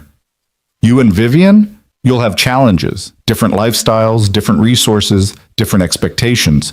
But if you keep choosing each other, you'll figure it out. And if we don't, then at least you tried. At least you took the chance when it was offered instead of running away because it was scary. They talked for another hour about logistics and possibilities, and the 1,000 practical details that would need addressing once Vivian was released from the hospital. Where they would live, Callum's building was still dealing with the gas leak aftermath, and his apartment had never been suitable for a family anyway. How they would blend their lives, Vivian's high-powered career with Callum's construction work and Mira's school schedule, what they would tell people, the truth mostly, minus the Craigslist ad. By the time Callum fell into bed, Vivian's bed, which still smelled like her perfume, he was exhausted and overwhelmed and happier than he'd been in years. His phone buzzed with a text from Vivian. She must have convinced a nurse to give her phone back. Still can't believe you love me. Must be the pain medication talking. He texted back, not the medication, just reality. Get some sleep. I'll be there tomorrow, counting on it. Tell Mira I'm keeping her drawing next to my bed. Will do. Love you. Love you too. Even though this is crazy. Especially because it's crazy. Callum set down his phone and stared at the ceiling, and somewhere between replaying the day's events and worrying about tomorrow, he fell asleep smiling. Because sometimes the craziest things turned out to be exactly right. The next 6 days blurred together in a rhythm of hospital visits, physical therapy sessions witnessed through glass windows, and Mira asking every morning when Vivian could come home. Callum split his time between the hospital and the penthouse, between being the support Vivian needed and the father Mira deserved, and somehow managing to be present for both even when exhaustion made his bones ache. Vivian proved to be a terrible patient in the best possible way. She complained about the hospital food, argued with the physical therapist about her limitations, and tried to conduct board meetings from her hospital bed until Dr. Reeves threatened to confiscate her laptop. But she also worked harder than anyone at her recovery, pushing through pain that made her gasp, determined to heal fast enough to reclaim her life. You don't have to prove anything, Callum told her on day 4, watching her grit her teeth through leg exercises that clearly hurt more than she'd admit. I'm not proving anything. I'm getting better so I can come home. The penthouse isn't going anywhere. Take your time. It's not the penthouse I'm in a hurry to get back to. She looked at him with such naked honesty it made his chest tight. It's you and Mira. I want to be part of your daily life, not just the person you visit in a hospital. You're already part of our daily life. Mira talks about you constantly. She's planning all the things she wants to show you when you're better. Her toy collection, her favorite playground, the library where Mrs. Chen takes her on Saturdays. Mrs. Chen got released yesterday, right? Yeah. Clean bill of health. She wants to visit you, but I told her to wait until you're home. She feels guilty about the gas leak, even though it wasn't remotely her fault. Tell her to come whenever she wants. I owe her for taking care of Mira all those times, and for apparently grabbing a stuffed rabbit while evacuating a building. She's a special kind of person. The rare neighbor who becomes family, whether you plan for it or not. Vivian was quiet for a moment, and when she spoke again, her voice was softer. I've been thinking about family a lot, about what it means, how it's built. I always thought it was something you were born into or created through marriage and children. But maybe it's simpler than that. Maybe it's just the people who show up when things get hard. Like your parents flying across the country to meet a boyfriend they'd never heard of until 5 days before? Like that. Or like a construction worker taking a ridiculous job off Craigslist to pay his daughter's medical bills and somehow ending up as the most important person in my life. Second most important, Callum corrected. Your parents clearly rank higher. You're tied. Don't argue about it. Wouldn't dream of it. The police came on day 5 to take Vivian's formal statement. She recounted the meeting with Richard Chen with clinical precision, every threat, every shove, the moment she realized he intended to kill her. Her phone footage corroborated everything, and the detective told them Chen's lawyer was already making noises about a plea deal. Over my dead body, Vivian said flatly. He threatened a 6-year-old child and tried to murder me. He gets the maximum sentence or I make it my personal mission to ensure he never works again. Ma'am, that's really a decision for the DA. Then tell the DA I'll be calling. I have lawyers. Very good lawyers, very persistent lawyers. The detective left looking slightly shell-shocked and Callum couldn't help but smile. You're terrifying when you want to be. I'm a billionaire CEO who clawed her way to the top of a male-dominated industry. Terrifying is part of the job description. But then her expression softened. Although I'm trying to be less terrifying in my personal life. More approachable. More human. You're plenty human, trust me. Am I, though? Before all this, I'm not sure I was. I was a machine optimized for success. Everything else was secondary. And now? Now I'm remembering what it feels like to want things that can't be measured in quarterly earnings. Like Sunday mornings with no agenda. Like teaching a 6-year-old about first edition books. Like falling asleep next to someone who makes me feel safe instead of alone. They hadn't talked explicitly about what happened after she was released from the hospital, but the assumption had settled between them like bedrock. They were doing this. Building something real out of the wreckage and chaos. The details could be worked out later.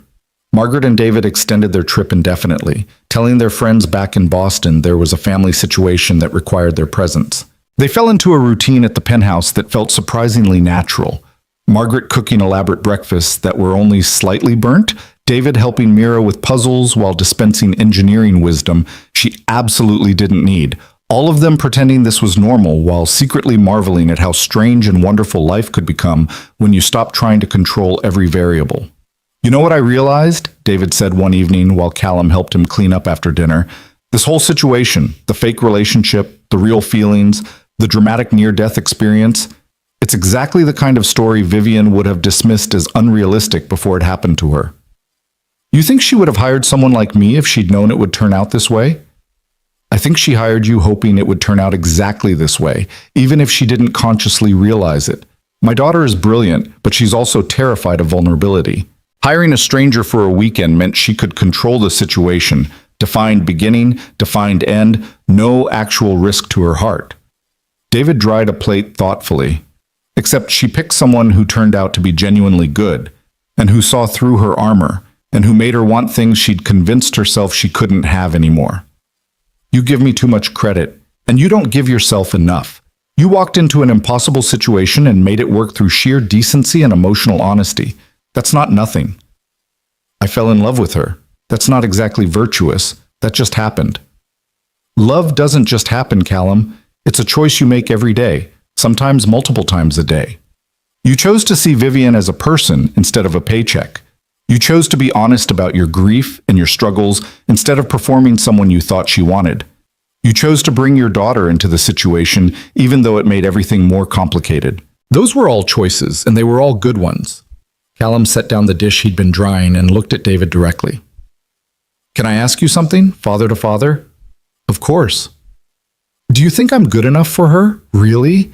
Because I look at what she's built and who she is and the life she could have, and then I look at what I can offer, a tiny apartment once the gas leak is fixed, a part-time job that barely pays the bills, a daughter with medical expenses that never stop, and I don't see how this works long-term. David was quiet for a long moment, and when he spoke, his voice carried the weight of lived experience. When Margaret and I got married, my mother pulled me aside and told me I was making a mistake.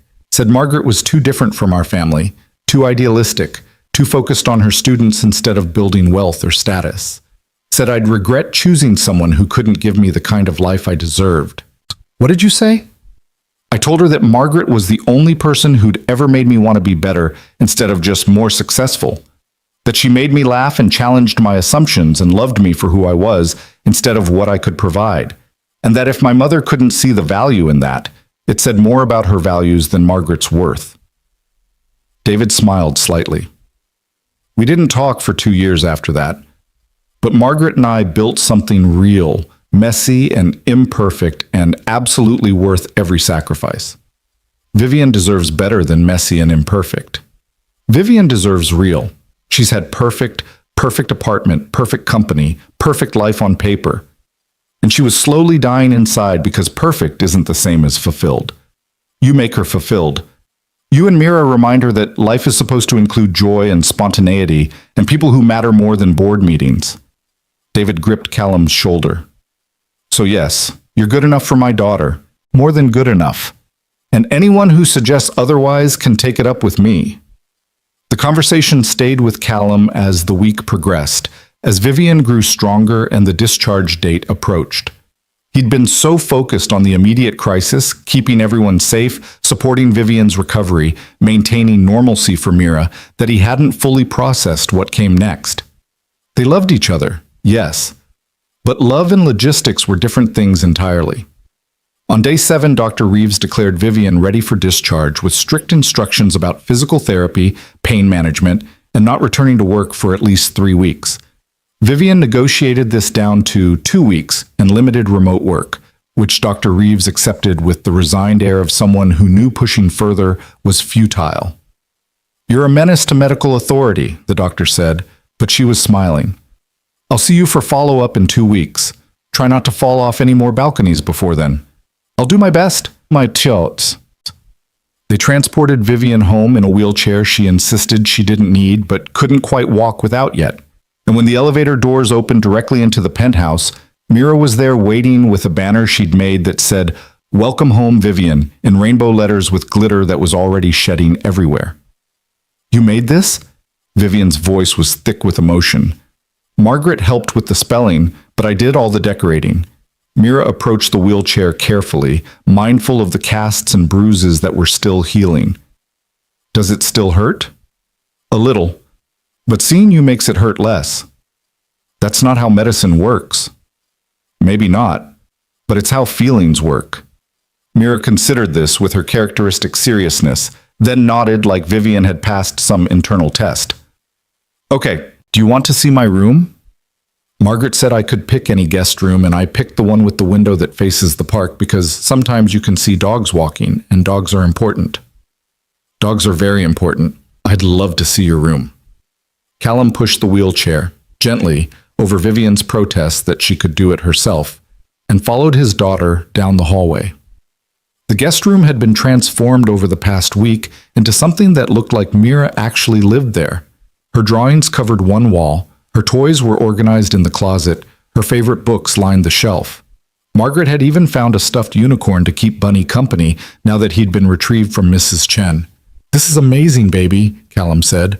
"When did you do all this?" "Margaret helped me every day while you were at the hospital. She said if we're staying here, I should make it feel like home." Mira looked between her father and Vivian. "Are we staying here for real?" The question hung in the air, unanswered logistics suddenly demanding resolution. Vivian looked at Callum, a question in her eyes. "What do you think? Is this home?" "I don't know," Callum said honestly. "It's your home. We're just guests." "That's not true.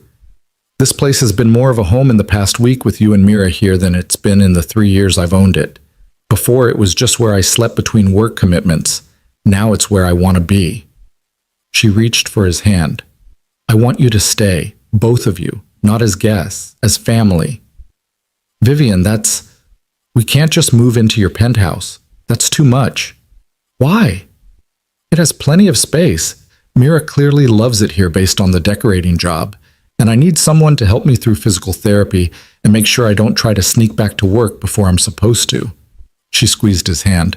"Besides, your building is still dealing with the gas leak aftermath. The landlord told you it could be another month before residents can return, right?" "Yeah, but I can find temporary housing. Or you could stay here with me and save money on rent, and we could see what it's like to actually live together instead of just visiting in a hospital." Vivian's voice was soft but determined. "Unless you don't want to. In which case, I understand, and we can figure something else out." Callum looked around the room, at Mira's drawings on the walls, at the toys that suggested permanence, at the unicorn sitting next to Bunny like they'd always belonged together. Then he looked at his daughter, who was watching this conversation with an intensity that suggested she understood far more than her 6 years should allow. "What do you think, Mira? Do you want to live here?" "Yes, obviously." She said it like it was the simplest question in the world. "Vivian needs us, and we need her. That's what families do. They need each other." "When did you get so wise?" "I've always been wise. You just don't always listen." Vivian was crying again, the happy tears she'd been prone to since waking up in the hospital. "So that's a yes? You'll stay?" "On one condition," Callum said. "I pay rent, or contribute to expenses somehow. I'm not a charity case and I'm not comfortable living off your money.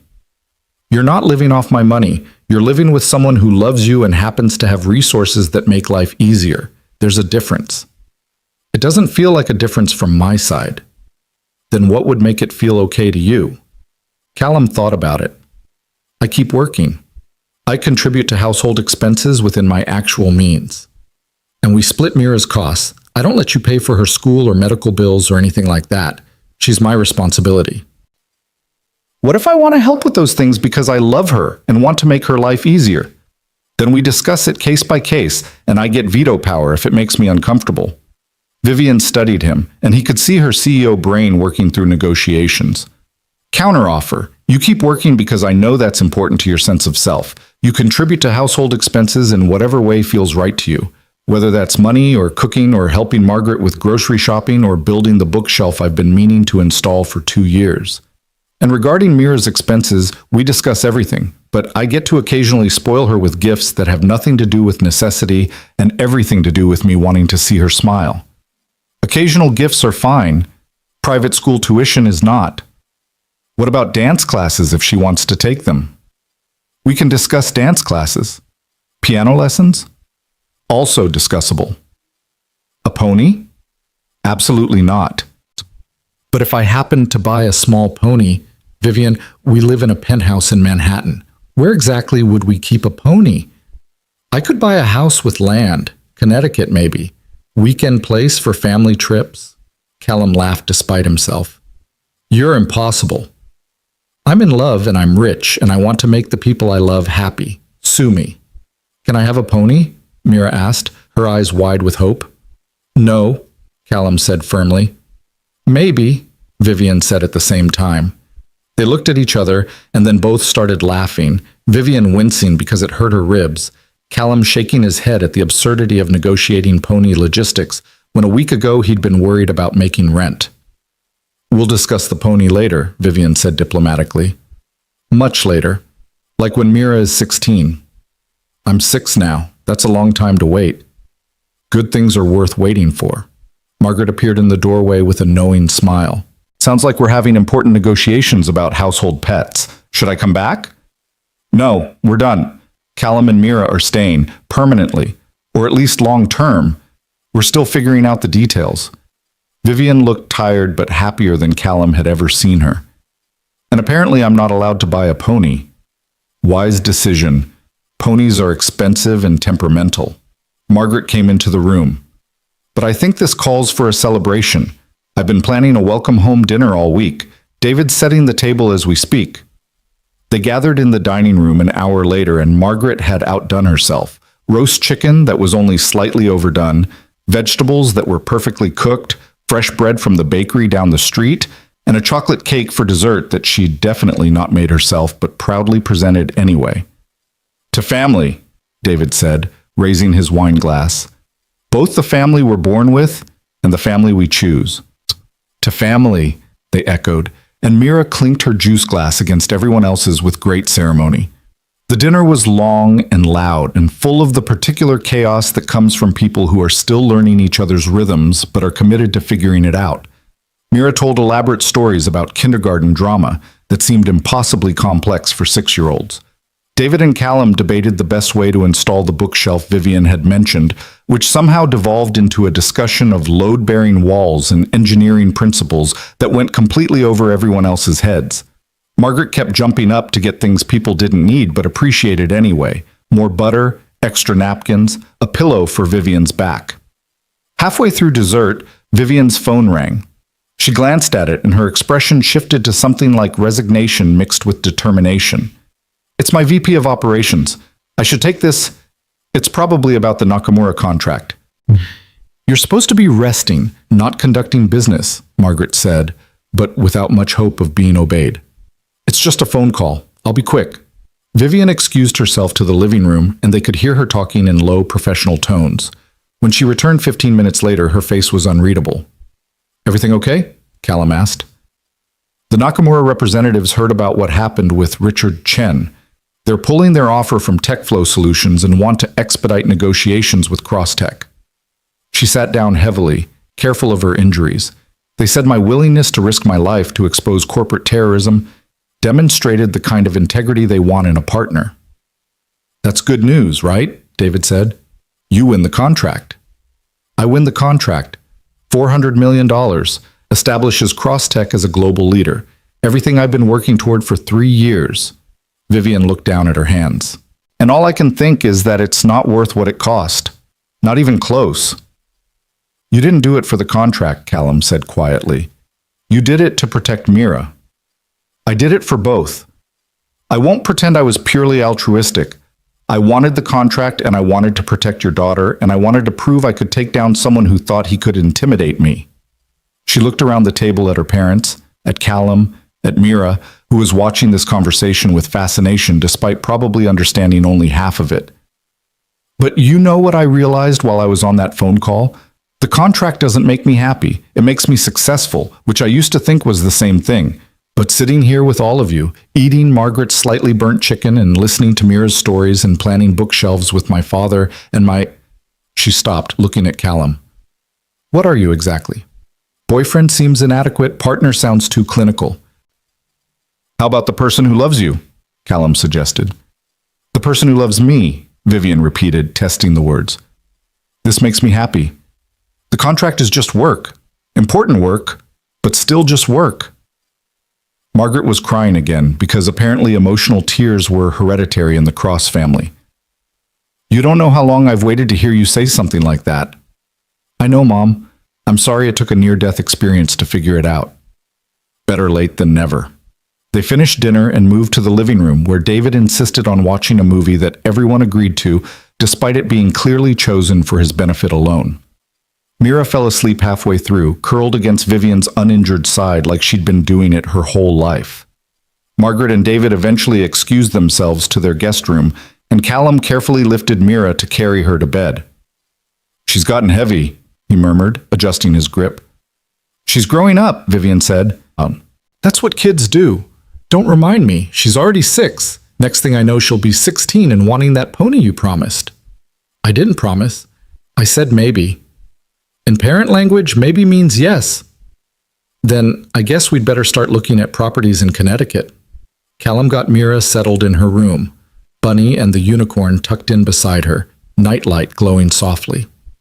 When he returned to the living room, Vivian was standing by the windows looking out at the city. She moved slowly, carefully, still limited by healing bones and damaged tissue. He came to stand beside her. How are you feeling? Really?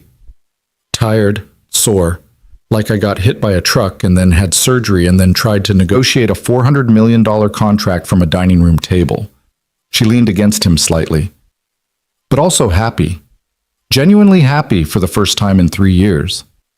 Because of the contract? Because I almost died and discovered I had something worth living for. Multiple somethings, actually. She turned to face him, and in the dim light from the city, her eyes were luminous. Can I tell you something I've been afraid to say out loud? Anything. When I was falling, those few seconds between Chen pushing me and hitting the scaffolding, I wasn't thinking about my company or my achievements or anything I'd built professionally. I was thinking about you and Mira and how much I wanted to survive so I could have breakfast with you the next morning. That's when I knew this was real. That's when I knew I'd been lying to myself about what mattered. Vivian, let me finish. I've spent 3 years building an empire as a monument to James, as proof that his death wasn't meaningless, as evidence that I could survive without falling apart. But I wasn't surviving. I was existing, going through motions, hitting metrics, collecting achievements like they could fill the hole inside me. She took his hand. You showed me the difference. You and Mira reminded me that life is supposed to include more than work, that grief doesn't mean giving up on joy, that it's okay to want things even when you're scared of losing them. I didn't do anything except fall in love with you. You did everything. You saw me, really saw me, when everyone else just saw the company or the money or the potential business connection. You saw a person who was hurting and lonely and desperately trying to convince herself she was fine. She squeezed his hand. I'm not fine, Callum. I'm probably not going to be fine for a long time, but I want to try. I want to build something real with you, even though it's terrifying and I have no idea what I'm doing and I'll probably screw it up multiple times before I figure it out. We'll screw it up together. That's what relationships are. Mutual screw-ups with occasional moments of getting it right. That's very romantic. I'm a construction worker who answered a Craigslist ad for money. I'm not winning any prizes for romance. You're wrong about that. Vivian reached up to touch his face, gentle, despite the IV bruise still visible on her hand. Everything about this has been romantic in the way that actually matters.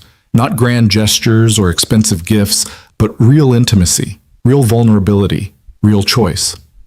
Callum kissed her then, soft and careful, mindful of her healing ribs and the pain she wouldn't admit to. She kissed him back with the particular intensity of someone who'd faced death and chosen life, who'd let go of ghosts to embrace possibility. When they finally pulled apart, Vivian was smiling. So this is really happening. We're really doing this. Apparently, you're stuck with me and my daughter and our complete lack of sophistication. Good. I have enough sophistication for all of us. She yawned, and Callum could see exhaustion pulling at her. I should probably go to bed. Dr. Reeves said rest was important for healing, and I've been ignoring that advice all day. Shocking. You ignoring medical advice? I contain multitudes. He helped her to the bedroom, their bedroom now, which was still a strange thought, and got her settled with pillows positioned to support her casts and a glass of water and her pain medication within reach. She fell asleep almost immediately, exhausted by her first day home. Callum lay beside her and watched the city lights paint patterns on the ceiling, and he thought about trajectories. A week ago, this had been a job, a transaction, a desperate man taking money from a desperate woman so they could both maintain the illusion of having their lives together. Now it was something else entirely, something real and complicated and terrifying and absolutely worth every risk. His phone buzzed with a text from David. Thank you for loving my daughter, for seeing her. Margaret and I leave tomorrow morning, but we'll be back soon. Take care of each other. Callum typed back. Thank you for trusting me with her, and for not calling me out when you knew this started as a business arrangement. We knew you'd figure it out. Sometimes people need permission to want what they want. Consider this your permission. In the morning, Margaret and David packed their bags with the particular efficiency of people who'd been married for decades and knew each other's packing routines by heart. Mira was devastated by their departure, having grown attached to her grandparents during the intense week they'd shared. But you just got here, she protested, her lip trembling. We've been here for over a week, sweetheart, Margaret said, kneeling down to hug her. But we'll be back soon. Maybe you and your dad and Vivian can come visit us in Boston? We have a much smaller house, but it has a backyard and your grandfather's workshop and my garden. Will there be cookies? So many cookies. I'll bake a different kind every day you're there. Even the chocolate chip ones with walnuts? Especially those. That seemed to satisfy Mira, who extracted promises of phone calls and video chats and photographic evidence of the cookies before allowing Margaret to stand up. David said his goodbyes with characteristic brevity. Hugs all around, a long look at Vivian that communicated volumes without words, a firm handshake with Callum that turned into a brief embrace. Take care of my girls, David said quietly. I will. I promise. And take care of yourself too. You can't pour from an empty cup. Did Margaret teach you that phrase? She has many phrases. I've learned to listen to most of them. After Margaret and David left, the penthouse felt simultaneously larger and more intimate. Just the three of them now, Callum and Vivian and Mira, figuring out how to be a family without the buffer of grandparents or the distraction of crisis. The first few days were awkward in the way that new living arrangements always are. They negotiated bathroom schedules and cooking responsibilities and quiet hours for Mira's bedtime. Vivian attended physical therapy appointments with grim determination, pushing through pain to regain mobility. Callum returned to work part-time, careful to be home in the afternoons when Mira got back from school. Mira adjusted to her new routine with the flexibility of childhood, accepting this strange new life where she lived in a penthouse with her father and his girlfriend, who she'd decided to love with the totality that 6-year-olds brought to all decisions. Mrs. Chen visited one afternoon, bringing homemade dumplings and apologies she didn't need to make. I'm so sorry about the gas leak. If I'd known, if I'd checked, it wasn't your fault, Callum said firmly. And you saved Mira by grabbing Bunny. That's what matters. Still, To think what could have happened if you'd been home, Mrs. Chen shuddered. I'm just grateful everyone is safe. She stayed for tea, and Mira showed her the new room with great pride, and Vivian listened to stories about the old apartment building with genuine interest. When Mrs. Chen left, she hugged Callum tightly. You're a good man, Callum Hayes. That girl is lucky to have you. I'm lucky to have her, both of them. I can see that. And I'm glad you finally let yourself be happy again. Sarah would want that for you. The mention of Sarah's name still hurt, probably always would, but it was a gentler pain now, the kind that came from remembering love instead of drowning in loss. 2 weeks after Vivian came home from the hospital, Richard Chen's trial date was set. The DA called to discuss Vivian's testimony, and she spent an afternoon going over her statement with prosecutors who seemed almost gleeful about the strength of their case. Between Vivian's video recording, Torres's eyewitness account, and multiple charges ranging from attempted murder to corporate terrorism to threatening a minor, Chen was looking at decades in prison. He's trying to negotiate a plea deal, the DA told Vivian. His lawyers are pushing hard. They want to avoid trial. What kind of deal? 15 years with possibility of parole after 10. No. Vivian's voice was flat. He tried to kill me. He threatened a 6-year-old child. He doesn't get to negotiate his way out of consequences. Miss Cross, with all due respect, a trial means you'll have to testify. Relive the experience publicly. Face him in court. I know what it means, and I'm prepared to do it. The prosecutor looked at her with something like respect. Then we'll see you in court. After the call ended, Vivian sat very still on the couch, and Callum came to sit beside her. You okay? I'm terrified, but I'm doing it anyway. She leaned against him. You were right, you know, about brave meaning doing things even when you're scared. I was quoting you to Mira. You're the one who said it first. Then we're both wise. What a team. The trial was scheduled for 3 months out, which gave them time to settle into something resembling normal life. Vivian slowly reduced her pain medication as her body healed, trading pills for physical therapy and sheer stubborn will. She started working from home in limited bursts, attending virtual meetings and reviewing contracts, but delegating the day-to-day operations to her executive team with surprising ease. Turns out the company doesn't fall apart when I'm not micromanaging every detail, she said one evening, sounding almost surprised. Who knew? Everyone except you, Callum said. Fair point. She also started attending therapy, real therapy, with a psychologist who specialized in trauma and grief. She didn't talk much about the sessions, but Callum could see changes. She cried more easily, but also laughed more freely. She talked about James without the weight of guilt crushing every word. She made plans for the future instead of just managing the present. My therapist thinks I used work as a way to avoid processing James's death, Vivian said one night as they were getting ready for bed. Like if I just achieved enough, accomplished enough, built something big enough, it would somehow make his death meaningful or prove I deserved to survive. And now? Now I'm learning that his death doesn't need to be meaningful. Sometimes terrible things just happen, and surviving doesn't require justification. It's just what happened. The randomness is actually freeing in a weird way. I don't have to earn my continued existence. I just get to live it. That's very philosophical for midnight. Therapy makes you philosophical, also exhausted, but in a good way. Mira thrived in her new environment, though she occasionally asked about their old apartment with the nostalgia children bring to even difficult memories. Callum explained that the building had finished repairs, but they were staying in the penthouse now, and she accepted this with a shrug that suggested she'd already moved on. She and Vivian developed their own relationship independent of Callum. Inside jokes he didn't understand, rituals he wasn't part of, a bond that grew naturally from spending time together. Vivian helped with homework and attended school events and learned the complex social dynamics of first-grade friendships with the same intensity she'd once brought to board meetings. Did you know that Emma, who said unicorns aren't real, is now Mira's best friend? Vivian asked one evening, genuinely baffled. I thought they were enemies. 6-year-old social politics are complicated. Best not to question it. But just last week, Mira said Emma was mean and she never wanted to talk to her again. And now they're best friends. Tomorrow, they might be enemies again. It's a wild ride. Business negotiations are less confusing than this. Welcome to parenting.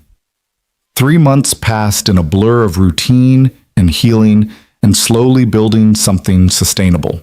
The trial approached and Vivian prepared with her lawyers, going over testimony and evidence and strategy.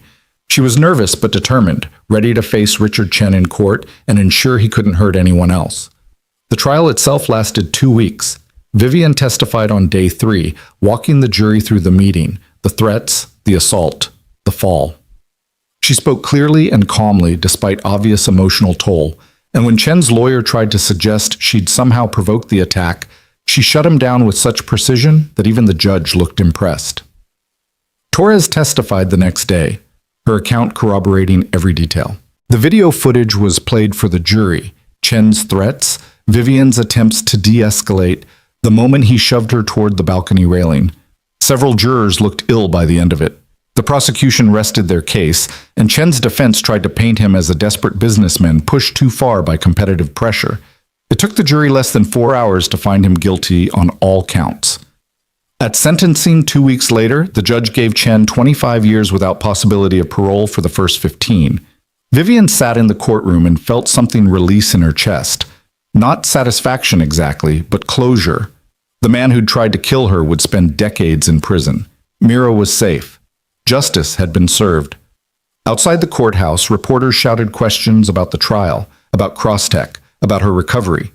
Vivian ignored them all, finding Callum in the crowd and taking his hand. "It's over," she said. "How do you feel?" "Like I can finally move on." They went home. And it was home now, undeniably. The penthouse that had started as Vivian's sterile showroom and become something warm and lived in and full of love. And Mira was there with Mrs. Chen, who'd agreed to watch her during the sentencing. "Did the bad man go to jail?" Mira asked with characteristic directness. "He did," Vivian confirmed. "For a very long time." "Good. He was mean to you." "Very mean. But he can't be mean anymore." "Because he's in jail." "Because he's in jail." Mira considered this, then nodded with satisfaction and returned to her coloring book. Crisis resolved, world order restored, time to focus on staying inside the lines. That evening, after Mira was asleep, Callum found Vivian on the balcony. Not the one she'd fallen from, but the one at the penthouse, safe and enclosed, with the city spreading out below like a promise. "I've been thinking," she said without preamble, "about what comes next." "What comes next?" "I'm going to step back from day-to-day operations at Crosstech, promote my VP to CEO, stay on the board, keep some oversight, but let someone else handle the management." She turned to face him. "I want to start a foundation, focus on supporting single parents, helping with childcare costs, medical expenses, legal aid, all the things you struggled with after Sarah died, things that shouldn't be struggles but are because our systems are broken." "Vivian, that would be incredible." "It's what James and I always talked about, doing something meaningful with success once we achieved it. I think he'd approve." She smiled. "And it'll give me something purposeful to work on that doesn't require 16-hour days and constant crisis management. Something that lets me have dinner with you and Mira without emails interrupting every 5 minutes." "You don't have to change your whole life because of us." "I'm not changing my life because of you. I'm changing it because I want to. Because I almost died and realized I'd been living wrong. You and Mira just showed me what living right could look like." Callum pulled her close, careful of her still healing ribs, and breathed in the scent of her perfume mixed with the city air. "I love you," he said. "In case I haven't mentioned that recently. You mentioned it this morning and last night, and approximately 47 times in between." But she was smiling. "I love you too, even though you leave wet towels on the bathroom floor and drink milk straight from the carton and have terrible taste in movies." "That was one time with the milk." "It was 3 times, I counted." "You're very particular about milk etiquette." "I contain multitudes." They stood there as the city lights came on below them, as the day transitioned into night, as the world kept spinning with its usual indifference to individual stories of love and loss and second chances. 6 months later, Vivian reduced her role at Crosstech officially and launched the Cross Foundation for single-parent support. The announcement made headlines. Billionaire CEO steps back to focus on philanthropy. and suddenly everyone wanted interviews and profiles and think pieces about her motivation. "I'm not doing this for attention," she told one particularly persistent journalist. "I'm doing it because someone I love showed me how hard single parenting is, and because I have resources that could make it easier for others. That's it. That's the whole story." The journalist tried to dig deeper, to find scandal or drama or some hidden agenda. Eventually, they gave up and wrote a straightforward piece about a woman using her wealth to solve real problems, which was apparently revolutionary enough to be newsworthy.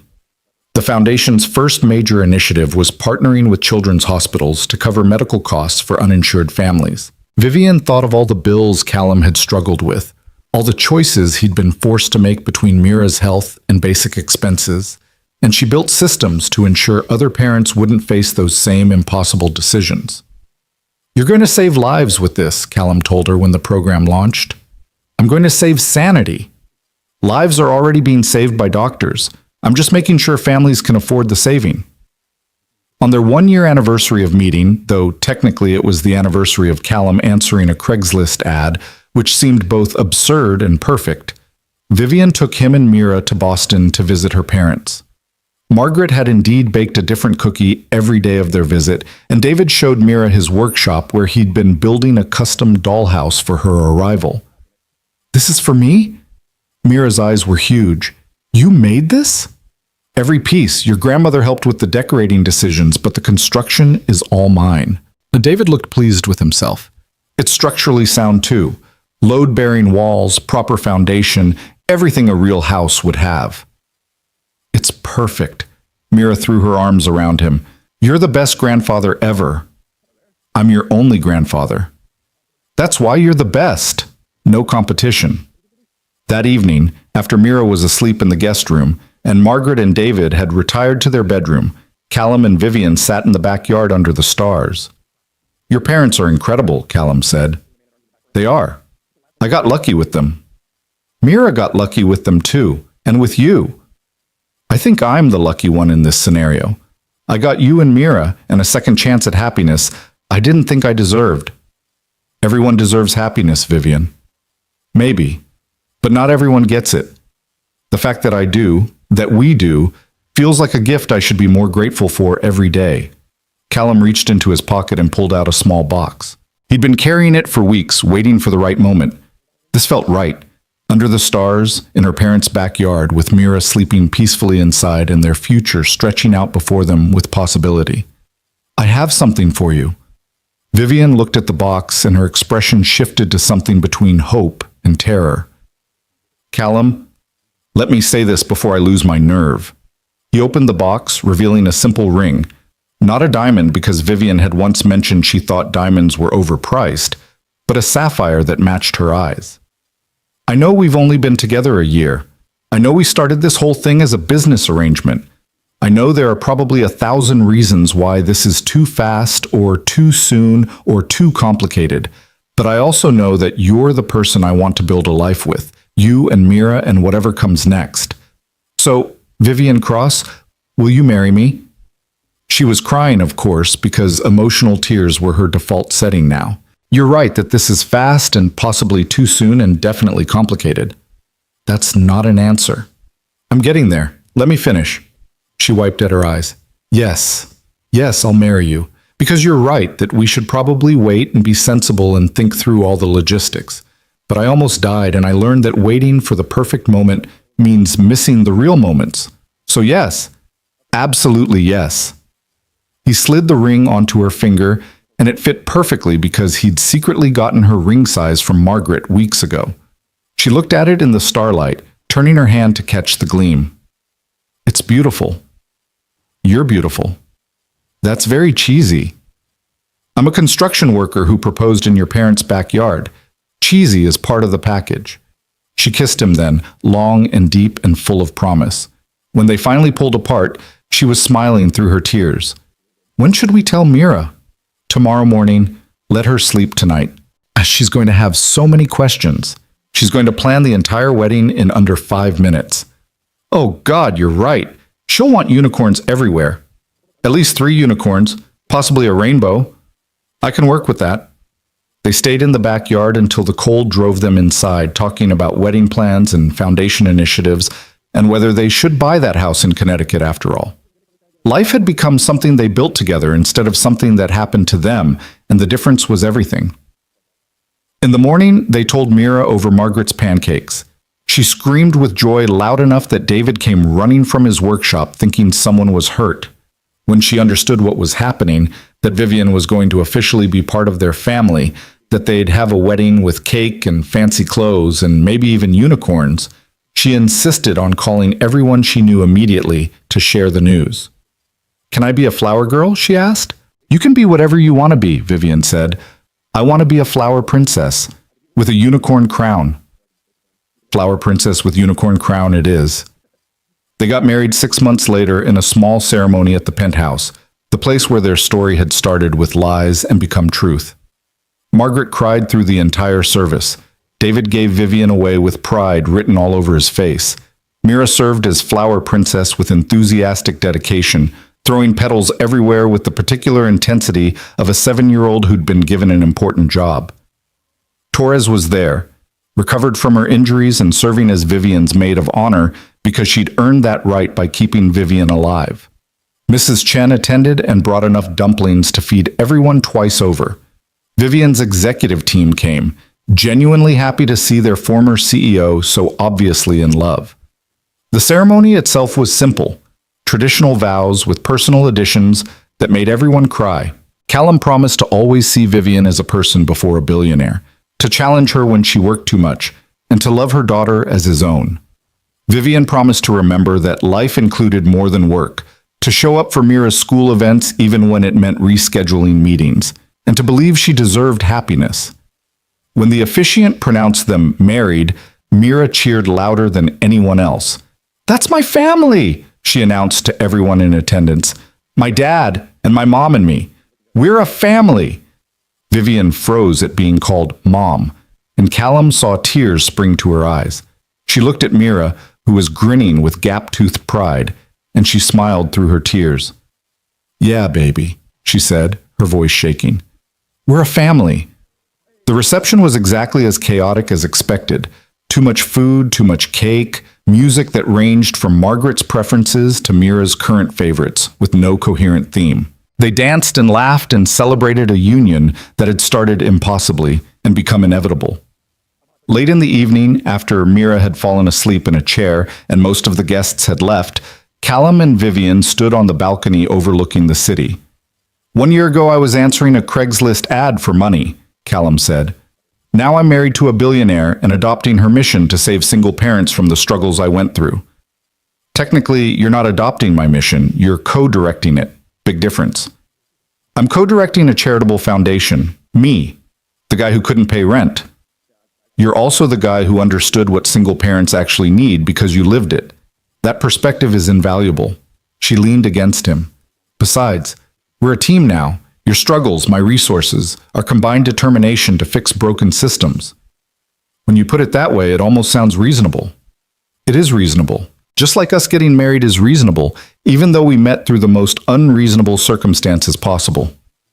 "Do you ever regret how we started? The lying, the fake relationship, all of it?"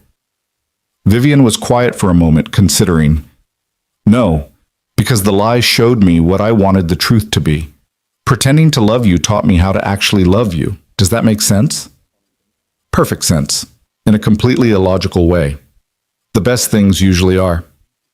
They stood there as the city lights twinkled below, as their wedding guests slowly filtered out, as Mira slept peacefully in a chair with cake frosting still on her chin. Somewhere in the distance, sirens wailed and horns honked, and life continued with its usual chaos. But up here, 72 floors above the noise, Callum and Vivian had built something quiet and real and worth fighting for. A family that started with a Craigslist ad and became the foundation of everything that mattered. "I love you," Callum said, because it never got old saying it. "I love you too," Vivian replied, because hearing it never got old either. And in that moment, with his daughter sleeping nearby and his wife in his arms and a future stretching out before them filled with possibility and purpose, Callum Hayes understood what Margaret had tried to tell him months ago. Sometimes the best things in life came from the most unlikely places. Sometimes desperation led to discovery.